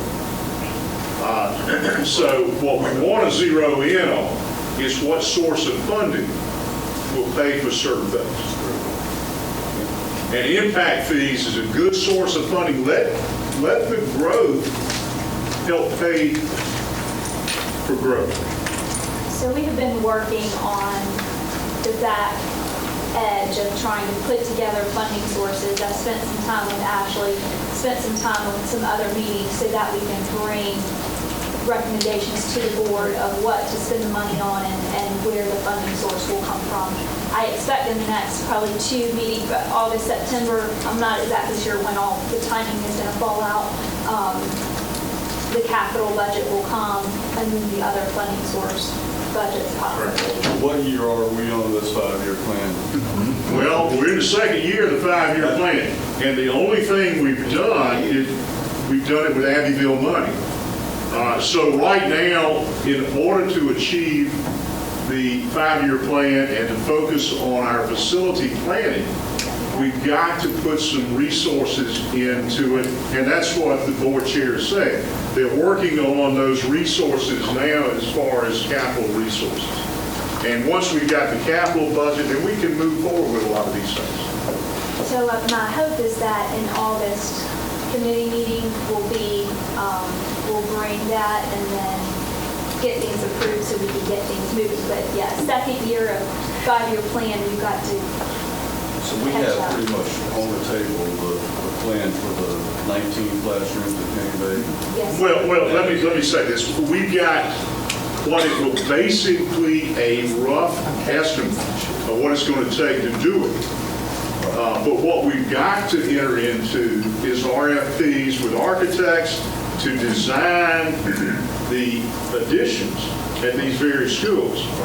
So as you get the money in the budget, then we look at RFPs, the board looks at RFPs to advertise and to go out for proposals on renovations. The additional classrooms and renovations is priority 1. And then the acquisition of land and development of the plan for the elementary and middle school is pretty close. The renovations on the schools, they really, consideration on funding needs to be taken into account. Where are we going to take the funding from? My recommendation to the board, we're working hard on impact fees. And where we have growth taking place in the district, we want to zero in on impact fees and let impact fees help the board as far as capital funding. And then we're zeroing in on sales tax. If we can get sales tax in there, then you've got another way of looking at school construction, new school construction. So I think in taking all of what the budget planning is for capital, then we set those priorities. The things I would recommend doing right away are the things that we can do rather quickly and give us a positive impact. That's right. That brings a That's right. positive impact back to you. That's right. Sales tax, if we qualify for the penny, there's work to do on qualifying for the penny, but if we qualify for the penny, it would go to the general election in 2020. So you're still 12 months away from taking it to the voter. So the capital that we get from our capital mills will be really important. We should have not only the money that we had last year, but we should have additional revenue within the bonds from the capital. 8% money? Right, the 8% money. So the hope is, as soon as that's figured out here in short order, then we can go ahead and make a plan, like say, to address Cane Bay, because That was my question. but that's what we're working for. This is part of the equation, but obviously the additions over at Cane Bay is a very big part of it. I feel like there's so we gotta consume the ed specs and approve them and say grace over these because you need these to do RFPs. You've got to finish the work with the county to get a solid capital number with the financial advisor so actually can bring a number to us. Administration needs to prioritize things that we've already invested in multi-year technology projects and things like that that take capital. And then as a board, we need to prioritize what's left to decide how much money is there and what things do we need to fund next. So that's a big part of this workshop, I think, is gathering information so in August and September we can make decisions and continue to push. Yeah, well, I want to try to relieve a little bit of anxiety. We're planning now. You always have to have a backup plan, you know? So we are looking at, we've got a team traveling to the school district 1st of August to examine a very similar situation to what Cane Bay schools have. I mean, it's almost identical. You and I'll just leave it at that for now. But it's about space sharing. And again, that's a second order change in this district. Our teachers are not necessarily used to sharing spaces, but it's fairly common in lots of other areas. For instance, it wouldn't be too hard, but project number 2, no, not that one, that little wing, which one is that, slide 8, Tony? Where we have some adult ed classes at night. And it's sparsely used, but it's actually used for adult ed. It's easy, and most of those are at night, so it would be easy just to share space and move those students over to Berkeley Alternative at night, where we're not really using the space anyway. And there are alternatives, so I don't want the board to think we're dead in the water, because I know that everybody's concern is we're not going to be able to build stuff fast enough before we're absolutely dead out of space. So we are working on another alternative, in the event we can't get things built, quite fast enough. So, but I'm not prepared to go into details of that now, because I don't want to get people all stirred up. But there are ways to manage that we've never done before, but can be done, is what I'm saying.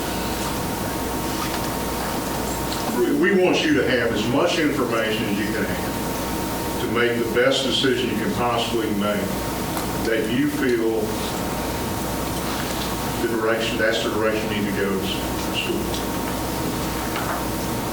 The ed specs are fantastic. This is exciting. I think it will help us be more cost effective in the future. So thank you for the time. I know our staff put a lot of time into this. Thank you very much. We appreciate it. We are very much looking forward to being in the Berkeley Ed Center. By the looks of it, it will be the first meeting in August, or we'll be sitting at tables. But you got your staff is working real hard in doing the things that they've got to do over there, this staff out here. And it's really looking nice. Thank you very much, Dr. Parker. So action items will be in August to approve the ed specs. So that will come through in the August meeting as well. So we're getting close. At least I don't schedule these on Saturday. We used to do these on Saturday. But this is all day Saturday, so this is better than Saturday. So we're wrapping up. We have done a lot of work on board protocols. We spent a lot of time talking about Dr. Ingram's evaluation. Part of his evaluation is having protocols with the board, having shared vision with the board, and shared values. So I asked Dr. Ingram to spend a little bit of time reminding us of the protocols that we've worked on. He printed out the papers for us, but we haven't gone back through this since they were hard copies. So we're sitting at your dais, and I've sent you, actually not a copy of your folder, but we have some cardstock copies here, so we'll take a look at them. And I asked Penny to print these on an as-needed basis. I hesitate to print them out in mass in case you want to change it. Okay. First of all, again, commend you for this work. It took about 18 months. It looks like it could be done in 10 minutes. It probably could be if one person did it, but that's not the point. The point is the conversation that was taken. And of course, Kathy came on the board a little bit late, so I can tell you this. When I've interviewed all of our principals, nearly 20% of our principals, 17-18% of our principals are already retired. And it's really a year-to-year thing. And we're trying to strengthen our bench and I have some candid conversations with them. And I put this in front of them, and they all have this anyway. And I said, it's really important. We'll have this conversation with all of our principals, all 47. Can you live by this? In other words, it's not live with it, but can you live by it? It's very different to say you can live with something and to live by something. And they were very complimentary of the board in what you did. You took a bold step to really give teachers raises, additional positions. You listened, But I said, it's really important that as part of the team that you can live by these things. But it really starts with you. These were collaboratively developed by consensus. And as I've been talking with Dr. Overstreet, and we're going to do this work, whether on our own, whether you may not want to go this far, but I think it's important a little bit anyway. I suggested to him, and he thought it was a good start, that for your own self-evaluation, you don't report it to me, you don't even report it to Sally unless you decide to take some time and reflect on these things. And self-examine, ask yourself some difficult questions. Do I live by these? Not do I live with them, do I live by them? Am I really living by what I say I'm doing? And don't be too hard on yourself. It's human nature. When you're embarking on something new, it's human nature to go back to what's familiar. It's really hard to go through and embrace new stuff. And I was working with the board about 4 years ago, and Dr. Overstreet was with me, and a board member said, well, we have protocols. We have protocols. Actually, you remember that conversation, don't you? You were in the room with me. We have protocols. And then Andy, because Andy has a way of asking things in a funny way. It's a little dry when it's human, but he's funny. He says, well, can I see them? Are they written? He said, well, they're not written down. He said, you don't have them. You don't have protocols. If you're not committing them to paper, you don't have them. So that alone has shown that you've just exponentially improved on that. But I would invite you to, because I talked with Kent this morning about shared values on the front. We had concept statements about our values in red that I took the liberty to, nobody objected, I sent it to you several times. I guess you took these as, you developed the concept statements with the shared values in them. And then you came up with value-driven goals and commitments. And that's where you may see a little bit of a clash with McCrell because we got the measurable goals. And Kent and I didn't argue about this, we agreed. You can actually measure these things, these value-driven things. And I think we have to figure out how we're going to measure them. But they can actually be measured qualitatively. And my research shows that value-driven organizations are much longer lasting and they're actually more effective. If we focus on these things, the numbers that give us heartburn will go up. It might drop first year. Tony was talking earlier with me today about one of his superintendencies that where they did something. They made a moral decision, which was good. It was I won't tell you where it was, but it was Tony's district. And Tony, if you're still here, I think you're still here. Correct me if I'm wrong, but they were putting all the exceptional children in the cafeteria, not testing. Tony says, well, you can't do that. So you start testing them, the scores go down a little bit. But then he was being told by some board members in this other district, he did it several, so you have to guess it, that, well, if you don't test these kids, our scores will be higher. Well, it's not about scores. It's about doing what's right for kids. And when Tony and his leadership answered the higher moral purpose, things worked out. So that's just an example. So for instance, if I had a district that had an extremely high grad rate, which I had at one time, and I had to question how did it get there, well, if you kick enough kids out of middle school and you dump a bunch of kids into adult ed before they're ready, before they change the rule of how you calculate that, you can get a really high grad rate. But then when you go out onto the streets of the communities and you see school-age kids hanging around doing nothing, and then some of the politicians at state and national levels say, boy, you guys really hit it with that grad rate. They're really happy about that. And I said, what have you accomplished? Yeah, look, it's manufactured. It's not real. So the values, I want to remind everybody, is that this is more powerful in my estimation. So I would review those. And if we need to wordsmith them, that's okay, because we're in a fast-changing society. And as board members change, as people get tired, I don't want to run for the board anymore, I've done my service or whatever, I would invite new board members to review these because it has to be the collective boards. On the protocols on the back, I'm not going to read them out to you, but that last page to me is where you really do the self-reflection. Do I live by this?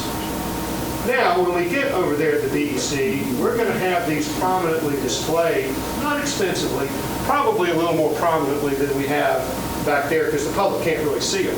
But they're going to be more prominent and the public's going to see them. And you want them to see it, and you might get called out on it. You know, somebody might say, wait a minute, you said you were going to do this, and I know you, and I know for a fact you said this. And it just kind of helps hold everybody accountable. Now, it's not my place, the superintendent, to say, you're not following this. But my advice would be, if there's something that you can't live by, it's not a sin, it's not a crime, take it out. It's much better to take it out than it would be to have it and then not live by it. So it's kind of like we talked about my evaluation earlier, it's kind of like your evaluation. And what Andy is working on his own dime, and his wife Carol Pope is also a retired professor. She actually has more expertise in this. It's never been done in the country. We don't know if it's been done anywhere. Is we're developing a mechanism by which school boards can evaluate themselves. And you may choose not to use it, but we think the work is important enough that we're going to do it anyway. And if you don't want to use it, that's fine. It doesn't hurt my feelings at all. But I think that this board could be a very good test case for it, and that we might be able to replicate it in other parts of the state, maybe the country. What a gift.